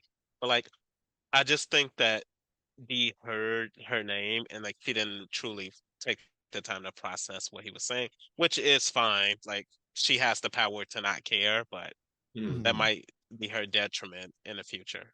Yeah, Jason, what do you think not only about, D's reaction, but Caleb's whole approach to kind of saving himself in a sense or pitching to why, it should not be him.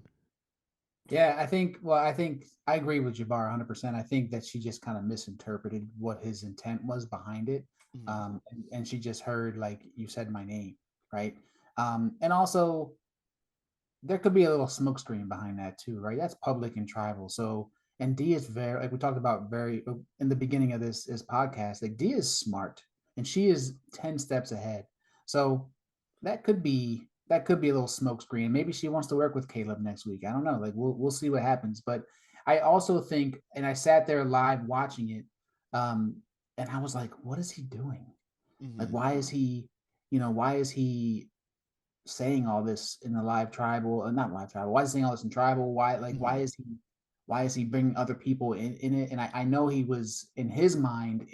Was it was like he was trying to play out other people's strategy and show them why he should stay for them. Mm-hmm. Um, but it just seemed too much scrambly, I think. And that's not even a word, but you know what I mean? Like it just seemed too much for the moment. Right. But he knew he was going to get a million votes anyway. So I think he was just Right. like, see what happens. Mhm. Mm-hmm. Yeah, and so we find out at Tribal that Sifu asked Katura how to spell her name as a joke, but a So lot of times no, that joke backfires.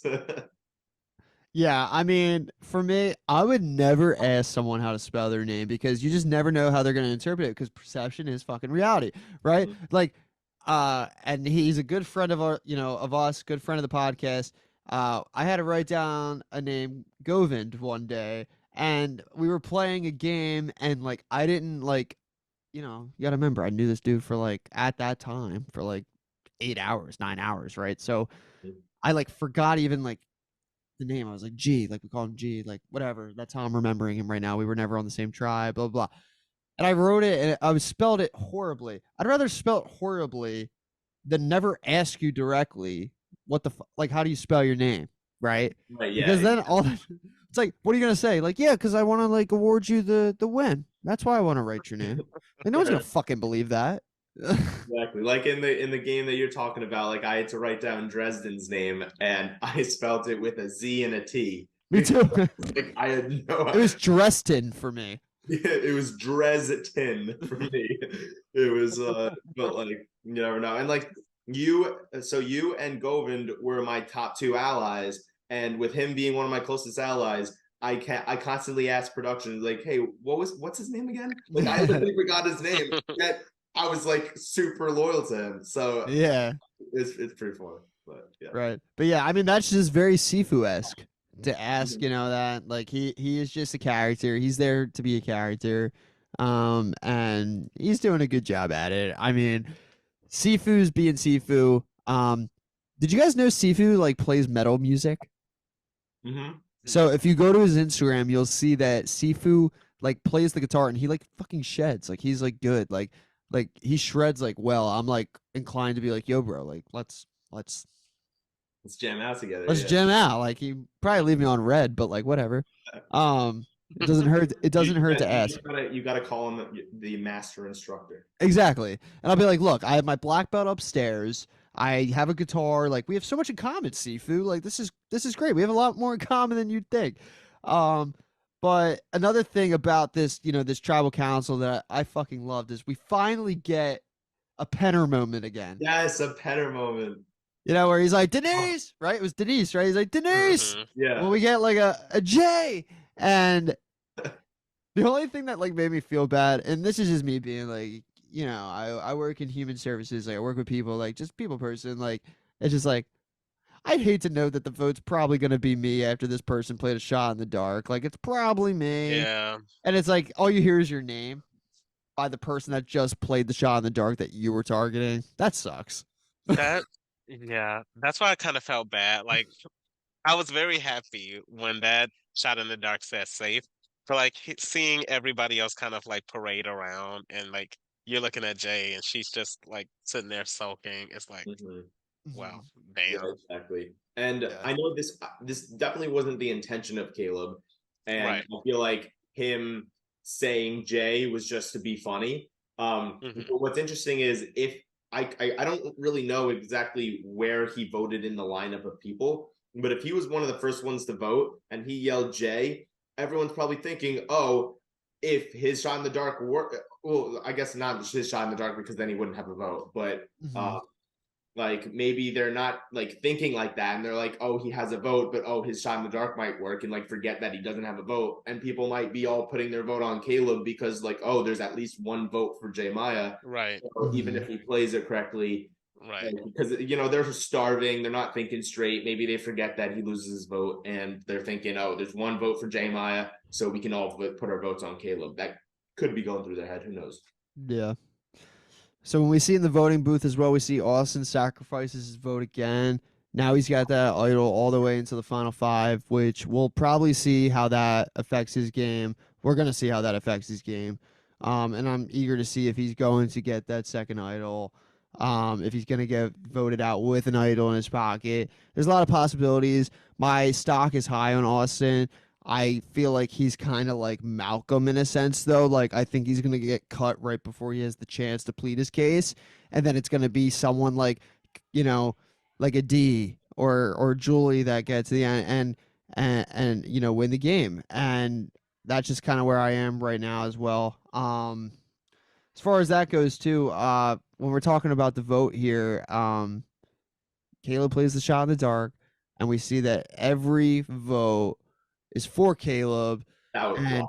me and my girlfriend's a fan. Okay, she's a fan to the extent of like she's more than a casual, but she's not a super fan. If that makes sense. Right. So like she'll never play a live game. She'll never like know the boot list. Like she'll I never never like say never. Never say never. right, right, okay. Um, she'll tell you never. But she'll like be able to follow like a season like with me and like know like who's still there, who's out, and like who has what's going on. So we're watching it, and her jaw's like on the floor, and I was like, he just got like he's Wentworthed her like because Wentworth negated what was it 10 votes with the Savage vote. Right? It I was think it was 9. 9 because I remember when you played the idol for Jared, he was like, "We beat Wentworth" because he had 10 votes against him. Oh yeah, true. Yeah. But insane move by Caleb.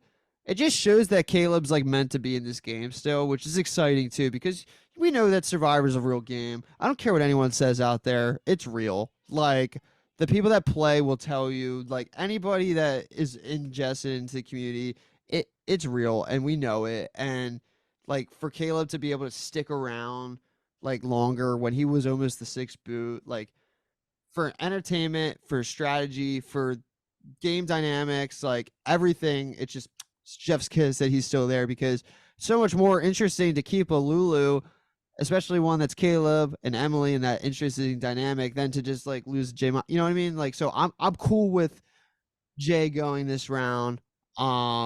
At Right, the yeah, expense of keeping Caleb. she was my preseason winner pick. Mhm. And yeah, she's gone now. I was thinking she was gonna play like a under the radar game. I felt like she was gonna play like a Marianne type game. I thought that was the kind of the deal that she would have been in, but no, she got clipped early. But I was shocked that all votes were cast for Caleb.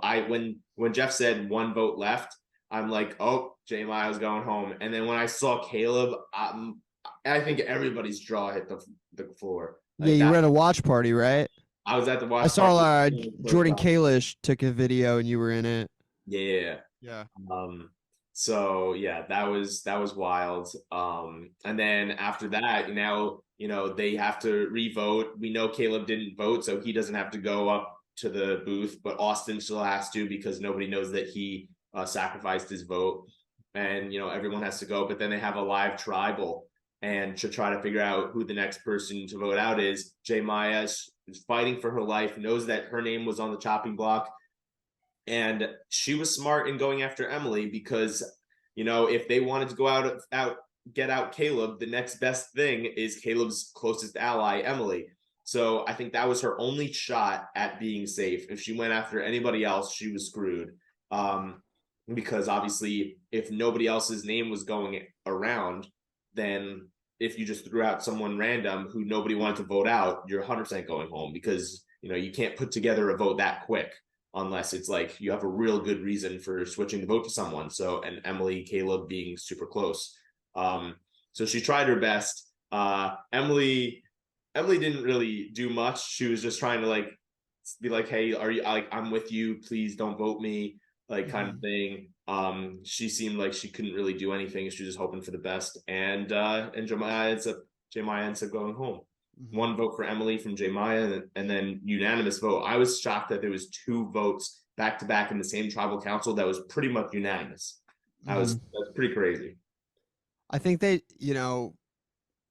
edit shows whatever the edit wants to show, right? Whatever kind of story that they're trying to provoke. But at the end of the day, like sometimes you do get those votes where everyone is just like, look, there are too many of us and too short of time to like, we all have to agree on a name and stick with that name, right? Because like, although they're merged, it's early. There's a lot of people there. There's 13 people there, right? And 13 and 11 doesn't seem like a big deal, but it is. Every number matters in this game. Every 11 to 10 is different from the approach from 10 to 9. Like, you know what I mean? So it's just different. And, we've seen that the merge has, looked different over the last couple of, of seasons. So I'm eager to see, are we going to have 7 jurors? Are we going to have 9 jurors? Like, what is this going to look like? And I'm excited to dive into it. Yeah, I'm definitely interested in that. And since you brought it up, might as well talk about it. With Final 12 and there's about to be two people going home. How does that make sense for the jury? Is it going to be seven people on the jury? Is it Yeah. going to be nine people on the jury? And now there might be a tiebreaker involved if it's a 3-3-3. Is it going to be 10 people on the jury or eight people on the jury and a final two like Cagayan? Like, do you think the two people voted out are going to compete in a fire making challenge and the winner gets back into the game? Like, and then you start jury from there. Like, what do you guys think? I'll go first. I'll tell you what I think's gonna happen and what I want to happen, and I won't spend too much time because I want to hear from everybody. But what I think's gonna happen is a 7-person jury. What I want to happen is an 8-person jury with a final two. I'm tired of the final three goat. What? I love the final three goat. I hate it. It just gives the because then there's just going to be a final two goat because Not all the time. All the time. whoever wins immunity is going to take out the next biggest threat.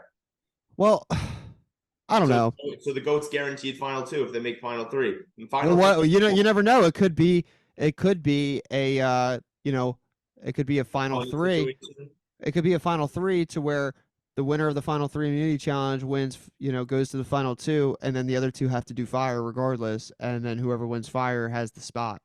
That could be Might interesting. not be a final three vote, right? It might just take away that like whole like bring someone with you, send two people to fire type thing. But ultimately, like I said, I think it's going to be a 7-person jury, a smaller jury, which I hate. The bigger the jury, I think, the better. And I'm not talking about like an Edge of Extinction jury where there was like 18 people Oh. on the fucking jury. I'm more so talking about I would rather have 9 than 7. That's just me. And Right. yeah, I want to hear where you're at, Jason. What do you think? I have no idea. He has no idea. I literally have no idea. I can't even begin this. It's like way over my head. But I will say I don't like the final three either. It's kind of annoying to me. Really. It always. I don't like the goat. I don't like it. I feel like yeah, there was a possibility for like a final two goat, but I just don't like it. I just don't like the way the final tribal ends. It's always somebody you don't want to really hear from because they didn't do anything. They have zero Mhm. game. They just kind of hung around. And you have two people that are like pretty close, right? It's Mhm. just like the same old song. I like a final two, even if it's a goat situation. Um, I still like the final two better. I just think it's better TV for me.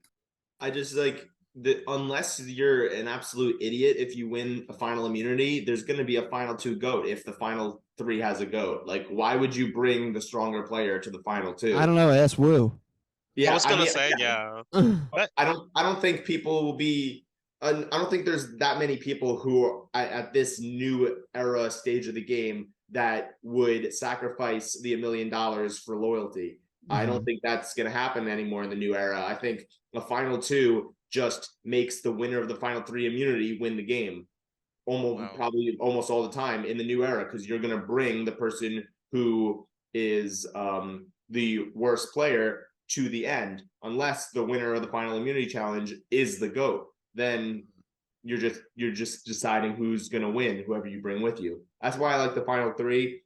It gives uh the people who played a good game towards the end a chance to actually win the game. Like that's the whole point of fire. A lot of people don't like final four fire, but if the people who go out and fire, who's the biggest threat, like people are like, oh, like he lost the game because he lost fire. Like if there was no fire making challenge, he would have been voted out. At least you're giving them a chance for the biggest threat to win the game by winning fire. That's why Yeah. I love the fire making challenge. I think it's so much better than just the biggest threat always getting voted out at 4.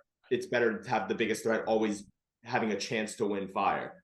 And Mhm. I mean, if you're going on Survivor, you should be able to make fire. And this is a little off topic to Survivor 45, but I want to pick your brains real quick because we were just shy of Survivor 33, like in Survivor 33, because 34 is when they No, 35 is when they introduced 35. it because they wanted Ben to 35. win. I still stand by that. They wanted Ben to win. Mhm. My man Devin. Oh, Devin should have been in the final three. Devin should have won that game. Devin was robbed for sure. Yeah, Devin was robbed. But regardless, in 33, like I would have loved to see like a Ken and David Wright, someone who are polar opposites, started the game together, always had each other's backs, go and fire at the end of the game. Instead of just having that obvious final four vote to if David Wright lost immunity, like he was not going to the end, like no one was bringing David Wright to the end. And That's why. that's where I can, see where you're coming from, Steve, in a sense of like it gives almost those people that are those Jesse players, those people that are obvious that you cut zero chance rather than a fighting chance. Right. Like Exactly. at least like Jesse had the opportunity to make fire, right? Because Jesse sucked at immunity. Like Jesse sucked at challenges. He was not a challenge beast like at all. He was a strategist to its core, right? And when you have a guy like that, you know, I don't know. I think, the fire gives him a chance. I can go either which way with it, but my opinion is it's sadly, I think, going to be a 7-person jury with a final three. But that leads me to a question real quick before we hit some viewer questions, before we hit some other things. I actually have a question that popped up in my mind for each of you, and we don't have to spend too much time on it, but just give me a name. Who's someone that if there is a final three, who's the GOAT right now? Like who is someone like who do you think who could you see that potential being like who's that person that gets brought to the end like we saw kind of like Romeo viewed in that light in 42, Owen in 43 in a sense. Not Owen was more of I think Owen was a GOAT. But that's just me. Um I think Sifu. Sifu. As of Yeah. right now in the game, Yep. he is playing the most obvious. If you make it to the end, you're not getting any jury votes. mhm. With the edit and his play style. Now, there's also other people who might be seen as a goat, but in reality, they were doing stuff behind the scenes. For example, like a Julie. I feel like people, if she made it to the end against someone who they think played a better strategic game, they would see Julie as more of a goat when in reality she was making alliances, she was in Mhm. charge of votes. Maybe she wasn't like the one pushing forward a main vote, but she was always in the Mhm. majority or something. But they still see her as like someone who tagged along a D, let's say. If D Yeah. and D go to the end, they'll see D as the strategist, when in reality, maybe they were both, the strategist. So I can see that where Julie's looked at um as a goat when she's not actually a goat. But I think Sifu is a goat if he makes it to the end and will be seen as a goat.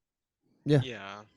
I mean, the biggest difference from Julie and Sifu to me is like the Julie archetype has won several times, like the more low-key goat-esque person, whereas Sifu very rarely his archetype of like being the annoying goat that people just can't stand or like they undermine, He's like a what he has tolerable done. Philip.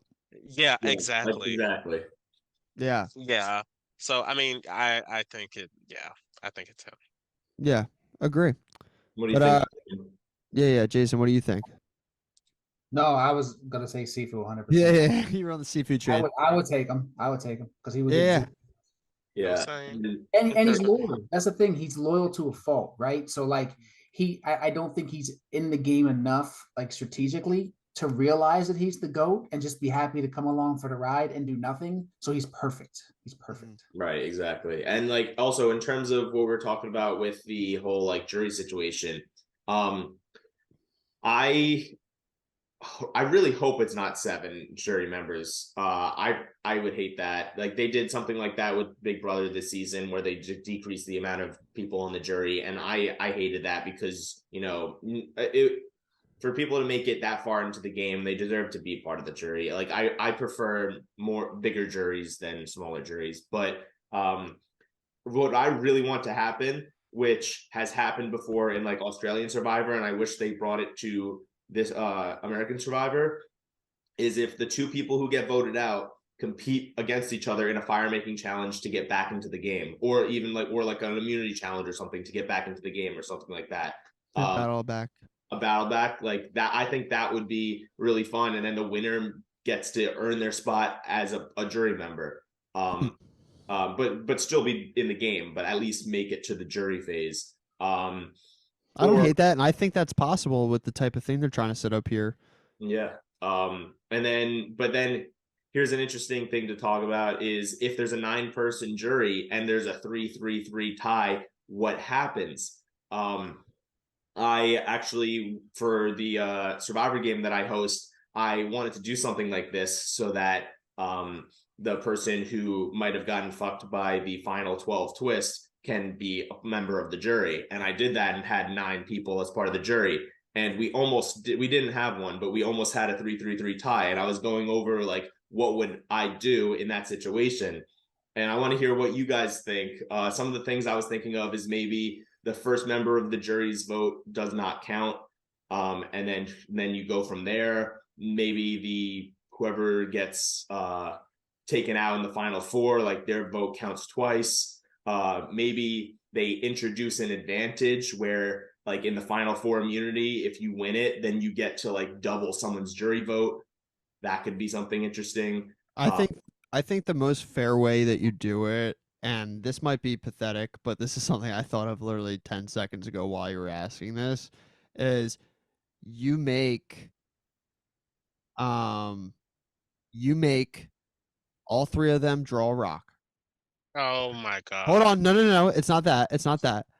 Listen, hear me out. Hear me out. It's I know where you're going there. You said rocks, bro. That's the And worst. then whoever draws like the odd rock goes on to the jury, and then the jury has to revote and vote for one of the 2. But then it could be 5-5. Fuck.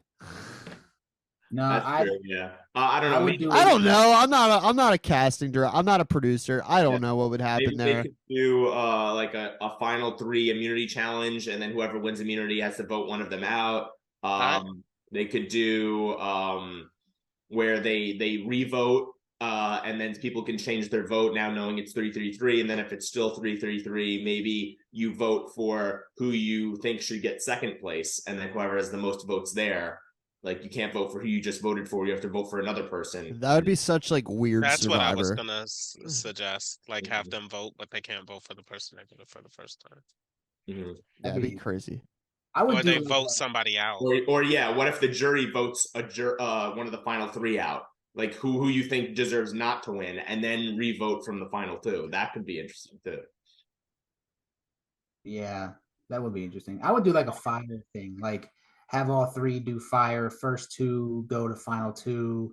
Then the person who loses goes to the jury, and it could be a 5-5, but then they vote again, and see what happens. Because now you have, I think the possibility of having a 5-5 at that point is probably low, because 3 people are going to lose their number 1, right? Because that person's now on the jury, and I think that would be interesting to see like a quick fire challenge. Top 2 stay, bottom goes in the jury. Now you vote again. And I don't even think Jeff wants to even be put in that position, right? So, yeah. But if that position you never know. And they didn't have for it, then they would be like, they'd have to tell them like, hey, like wait 2 hours while I go talk with my production crew about what we're about to do. Yeah. You just never know. But one thing that I do know is that Jabbar, Jason, Steven, and I are going to finish this podcast, but we're going to take one more commercial break, and we'll be back with you shortly to finish up the recap of episode 6 of Survivor 45. Thanks, y'all, for listening. I just want to take the time now to also promote Survivor Angelica. Survivor Angelica is a long-running live reality game. I got to play it. Some other familiar faces on this podcast got to play it. The new season that we just played is out on YouTube right now, so go check out episode 1 and 2. Every Thursday, for the most part, they drop, so keep an eye out for that. But if you want to apply now. There's an opportunity to apply to Survivor Angelica right now, and I'll put the link in our description. And we are back from our commercial break. We want to thank everyone again for listening. Remember, like, subscribe, comment. Let us know what you want us to talk about. Let us know in the off season too. After Survivor 45, we got some Survivor alumni that we want to talk to. So who do you want to hear from? Because those are also things that Stephen and I are planning for our future here with the Tribe Alliance podcast. But before we finish this podcast and talk about some scenes from our next episode and some other fun things, I know we had some things that we wanted to address real quick. Steven, what do you got? Yeah, so obviously we just saw Caleb get all of the votes, and he's a big target. And from the draft cast assessment earlier before the season even started, and I've been saying it whether on the podcast or off the podcast every week, that I think Caleb has a 0.00% chance of winning. I was 100% dead set on that before the season started, because we heard from all the preseason interviews, literally like half the cast was saying, when they were like asked about their first impressions of people just walking around Ponderosa, they all thought that it seemed like Caleb was going to be their number one ally because of the way they were looking at each other and his smile and the eyes that he was giving everyone. But then they would look around and see he's doing the same thing to everybody. So like Caleb was playing all sides before the game even started. So I knew that was exactly how he was going to play. He was going to play like that pre-merge. He was going to play like that at the merge. And I think pre-merge, it would have worked for him. But at the merge, it would have absolutely blown up his game and made him a big threat. And after finding out that it was only 2 Lulus going into the merge, I didn't necessarily think it would happen this quickly.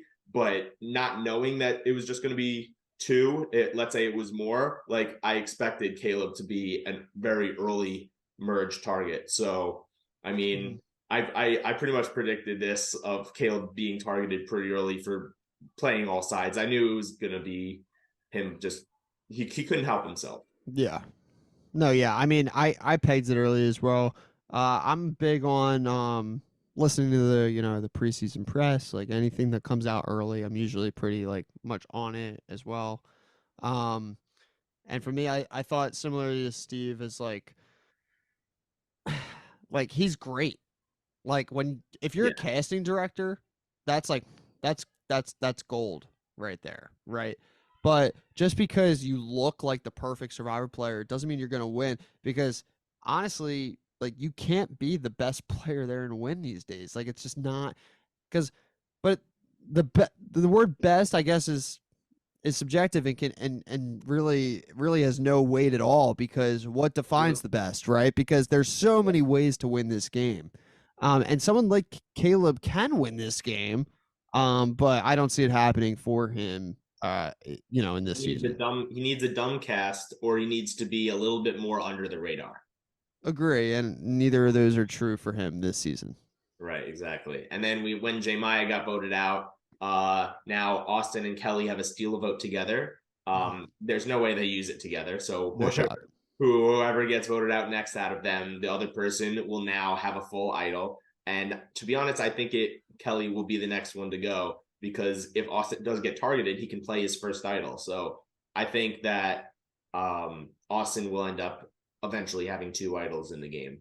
And the best thing about having 2 idols is that you could play one and people think that's all you have. In a sense. It's like there's so many things in the game. There's so many people left in the game. Like if Austin had to play his idol at like the final 10, like it would be so nice for him to have that other one, because I don't think people would really expect it. Maybe they think someone like a Drew has it, or like someone maybe close to him has it, but I don't think that people would necessarily, catch that he has both. And also, which could be good for him.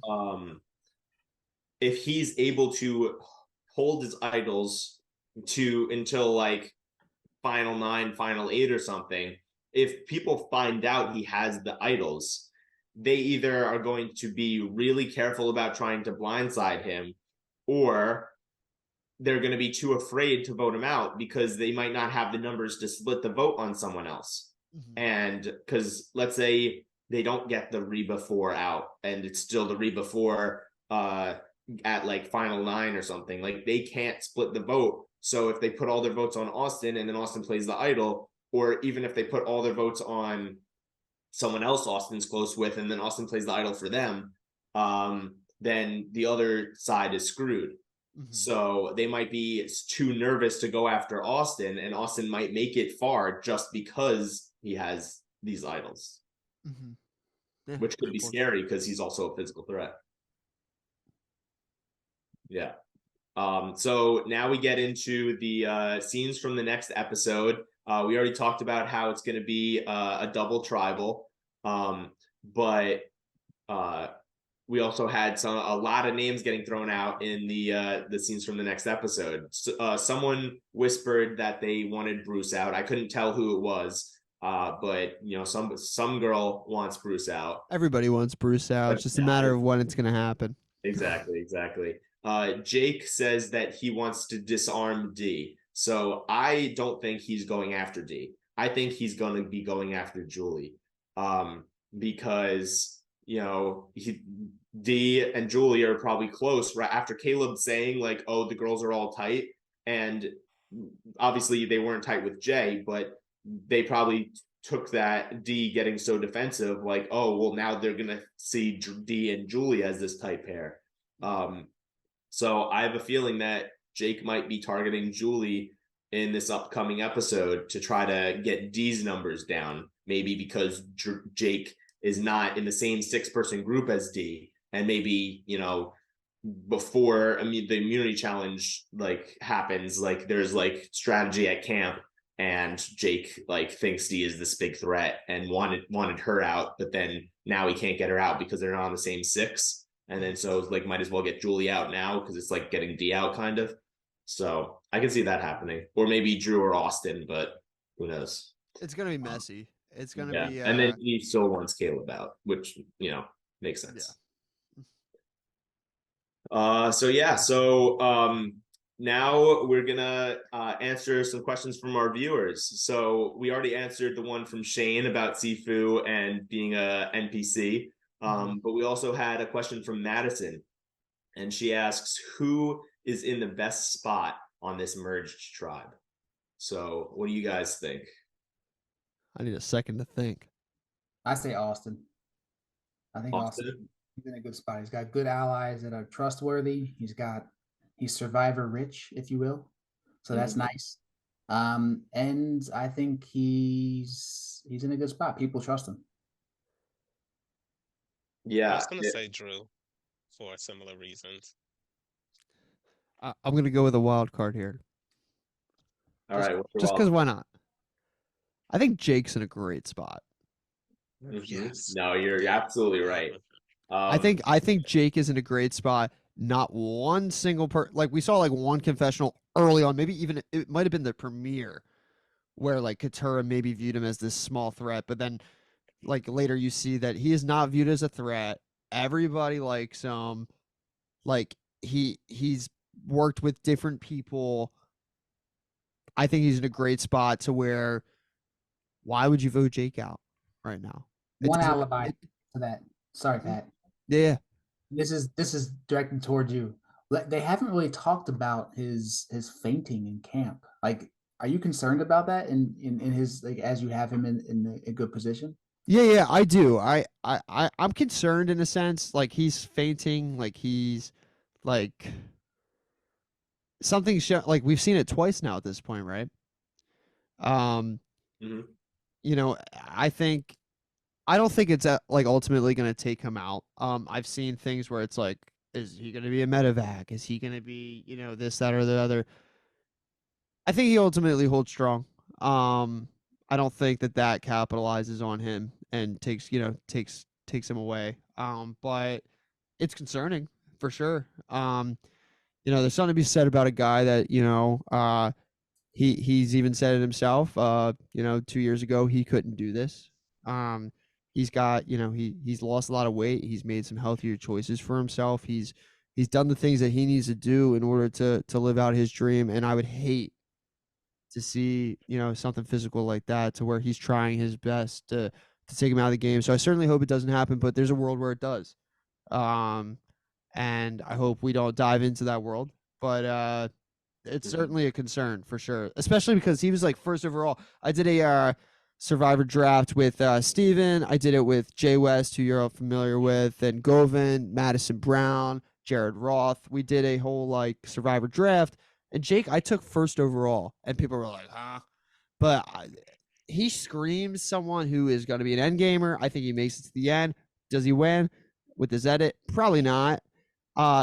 I don't know. You never know. Like he's not You having never the know. greatest right now, but that's because there's so many big threats in the game. Well, there's also a lot of time left that the Yeah. people are, Yeah. failing to recognize. Like, it's episode 6. Like, you figure we probably got 7 or 8 more. So, I mean, And you got to there's think time about there for this my boy. too. I feel like a lot of the times in like mini confessionals or even like scenes from the next episode, it shows Jake saying like it's time for me to make a big move. Like I need to make my mark on this game. Like obviously nothing crazy has happened yet, but I feel like it's setting it up for Jake to stay low and have a good social game right now and possibly be making some big moves down the line and taking control of this game. So I could definitely see it. I think there's 3 people who are in the best spots, one from each tribe: Jake, Austin, and Emily. I think Emily is in a perfect spot where Reba really wants to work with her. There was a chance that she could have went home at this tribal council, but everyone protected her and decided to vote out J Maya unanimously. So she obviously has good enough relationships with everyone where nobody wanted to write her name down other than the person being voted out, which is great news. And even though Caleb is a target, Emily seems to be in the swing position that we thought both of them were going to be in. So she set up really well, but I see her being a threat later on in the game when people realize like, oh, she's still around. Like we should probably get her out. Um, Austin, because he has this idol and this possible idol coming up. And he also seems to, even though he's a big threat, have a lot of really tight allies. One with his Reba 4, and it seems like he has decent relationships with the Bello people and a really close relationship with Emily. So I think he's in a good spot in the early merge. He might be a target, and then because of the idol plays, become an even bigger target. Maybe win immunity challenges, become a bigger target. But all that not considered, like he's in a good spot socially. And then Jake, like everything you said, Pat, he's playing a great social game. Nobody's looking at him as a big threat, but he has the ability to become a threat. And I could see that happen later down the line. I could see him making it towards the end game. Maybe not the end, but I can see him making the finale for sure. The thing about Austin, that separates him from like a Joe or like an Ozzy is that, I'm not saying that, Joe and Ozzy are not, likable in their respective seasons, but it's more of like a Austin's like a different kind of likable. It's like with Joe and Ozzy, they're like, "Hey, what's up, bro? Like, we could talk." Like, but I feel like there's more out of Austin that you could uncover. There's a type of vulnerability there that lies. There's the type of innocence that you see on Austin. They don't really see on a lot of the other challenge based guys. Um, so I think that ultimately Austin, although he's a threat, can do something about that threat level, which is exciting for me to see because there's a lot of people in this season that I particularly think, well, and I'll always be the first to say this, if you're playing Survivor, you're a threat. Doesn't matter. Anything can make you a threat. Is that threat relevant to what's going on right now? Right? That's the question. Um, and I think that Austin is also in a good spot. And I think that Austin does make it deep too. So yeah, that's where I'm at with that. All right, I got a question for you guys. And Pat, you and I kind of talked about this yesterday when we were watching, but I want to hear Stephen and Jabbar's, and I want to hear you too, but I want to hear their like on the spot answer. Yeah. So we're all players here. We all play games and LRGs, and which I will say till I hit the grave that LRGs are still real Survivor. You are playing with real players, right? It might not be on CBS, but it is a real game. It's a real challenge, and there's an incredible community out there. Um, but I want to ask, and I guess I'll start with Stephen. Um, like in this season of Survivor, and it can be someone who's already voted out. Who do you relate to as a player the most? Who do you see, in you, or you see in them, like you? Like, how do you? What player is like kind of matches your style? Okay. Um. Uh. So because of how much I just shit on him, it's gonna be interesting that I feel like I'm the same kind of way, but I think I'm the most like Caleb. Maybe not to the extent that he's doing it. He's like making it super obvious, but I try to make sure that I'm good with as many people as I can, and just try not to be like the spotlight. Trying to make sure I'm good with multiple groups, like talking to everyone. The opposite of Bruce. Like actually like trying to, even with the people that I might not be super close with, I want to have a good enough relationship, maybe not like a game relationship, but a personal relationship, so that maybe they would feel bad trying to vote me out.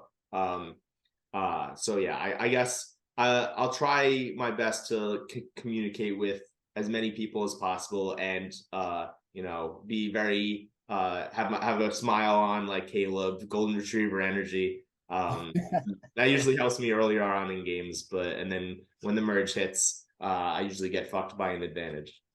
Hey, we have the same story. Jabbar, how about you?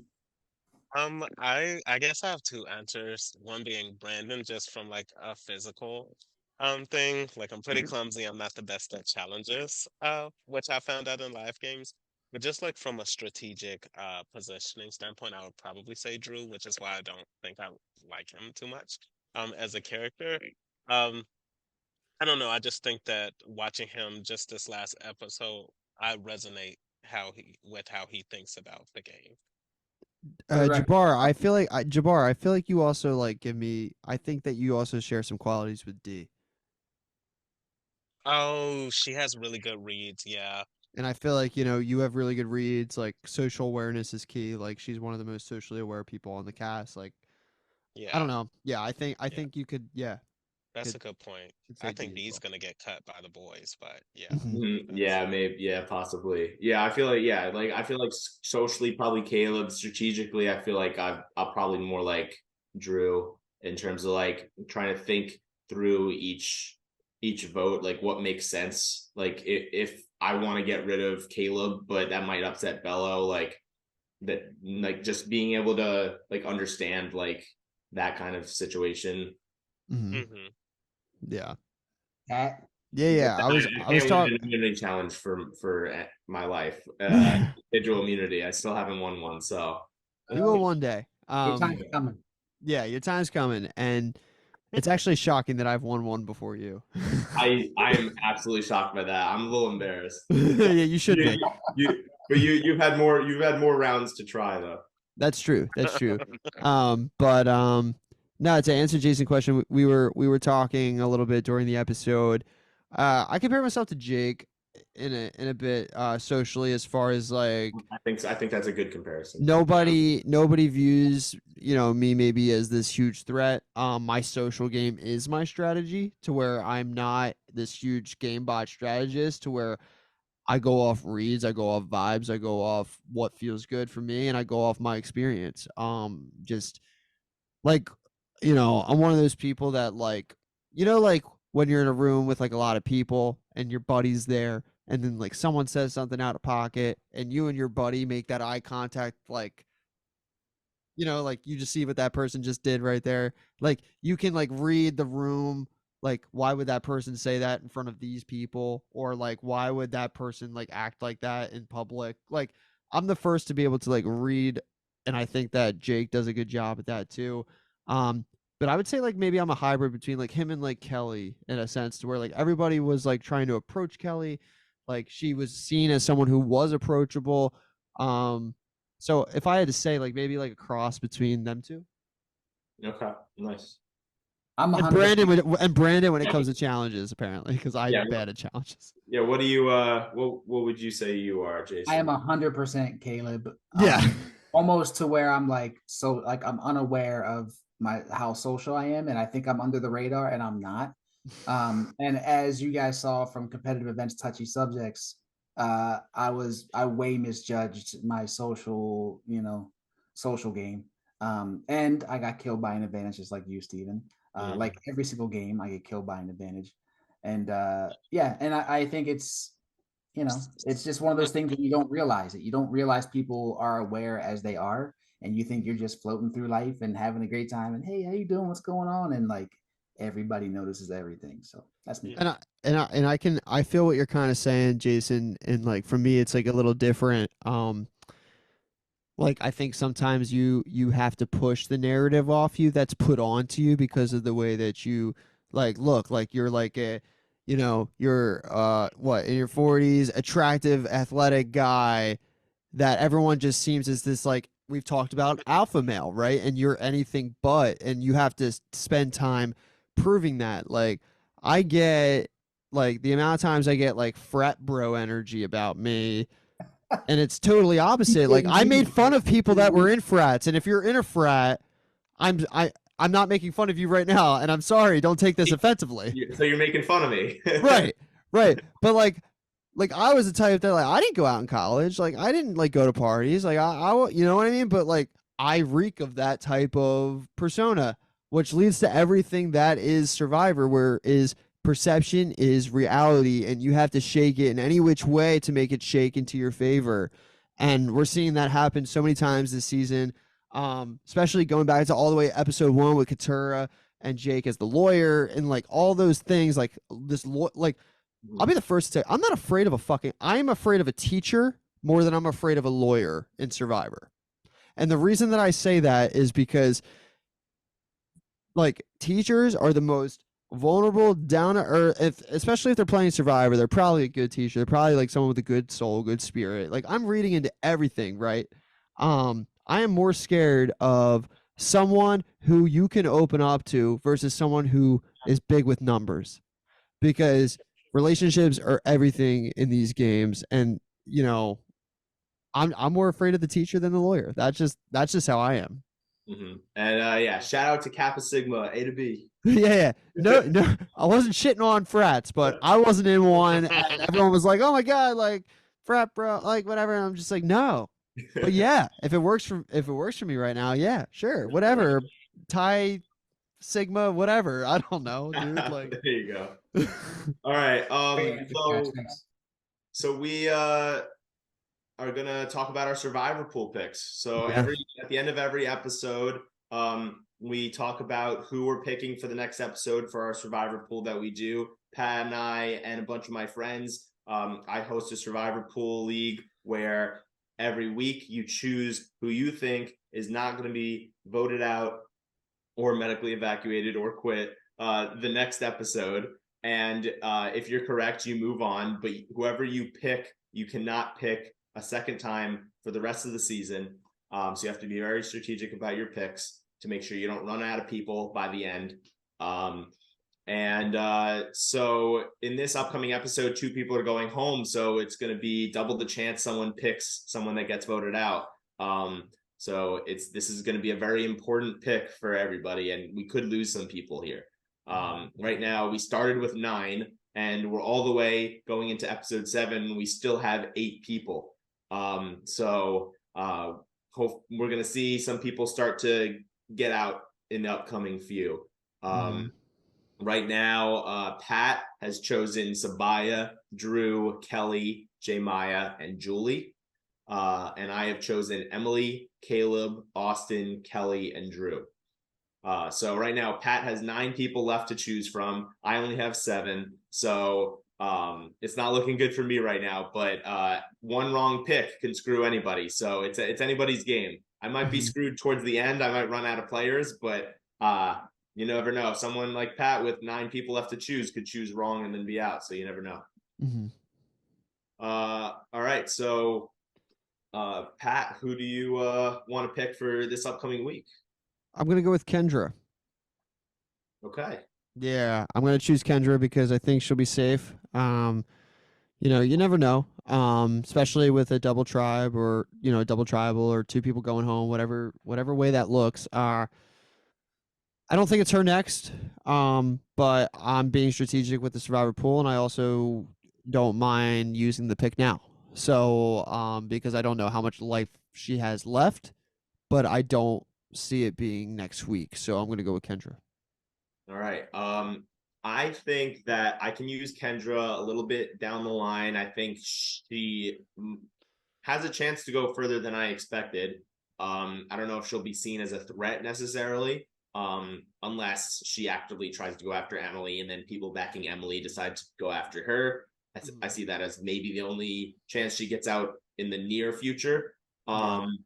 So I'm gonna save her. I'm gonna go with someone who I know will be voted out extremely soon, and in a split tribal dynamic, he'd be an idiot not to play his idol. I'm gonna go with Bruce. I think he's going out soon, and if he has an idol, he better play the damn idol. If nobody's talking to him and nobody wants to strategize with him, he should know he's on the bottom. So I'm hoping that he's smart enough to play his idol and be safe for at least one episode. Yeah. So Jason, who if you were, let's say, in the survivor pool, what kind of pick would you pick going into this next episode? I think your pick is spot on, especially in the situation you're in with only 7 players remaining. I think that's a perfect pick. I think he's going to go in the very near future, but not this week. Mm-hmm. What do you think, Jabbar? I actually agree with Pat. I probably would have picked Kendra just based off of her confessional of like wanting some type of revenge on Emily at the start of this round. To me, that just screams somebody who will be around a little bit longer. Okay, Unless so we got a 2-2 tie. We're gonna have to go to rocks. Kendra just strikes me as like a mid-merge boot. Like I don't think that she's next. I don't think she goes to the end. I think because her personality, right? Like she has so much, right? Like to her, like personality wise. Like I think if she was going to the end, we would see like a lot more of her, like in an Angelina-esque type edit. I don't know. That could just me, being unfun and reading too much into the edit, and not letting me enjoy just an episode of TV. But we're all the same in this capacity. We can't help ourselves but overanalyze and speculate on all these crazy things that we see on our television screen. Yeah. All right. Well, thank you guys so much for being a part of this podcast.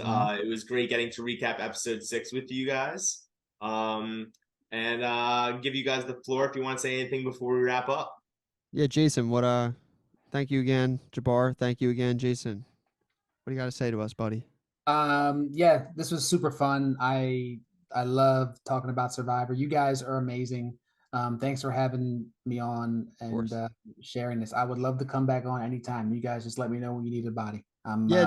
Jason was like the first person to hit me up when I remember we posted I think we posted a story, or either I was texting him talking about like wanting wanting guests, and he was like, I'm in. So I'm glad we were finally able to make that happen. I always say that you have great takes, a great perspective of the game, great knowledge of the game. Thanks, So man. we appreciate you coming on. What about you, Jabbar? Yeah, Jabbar. no.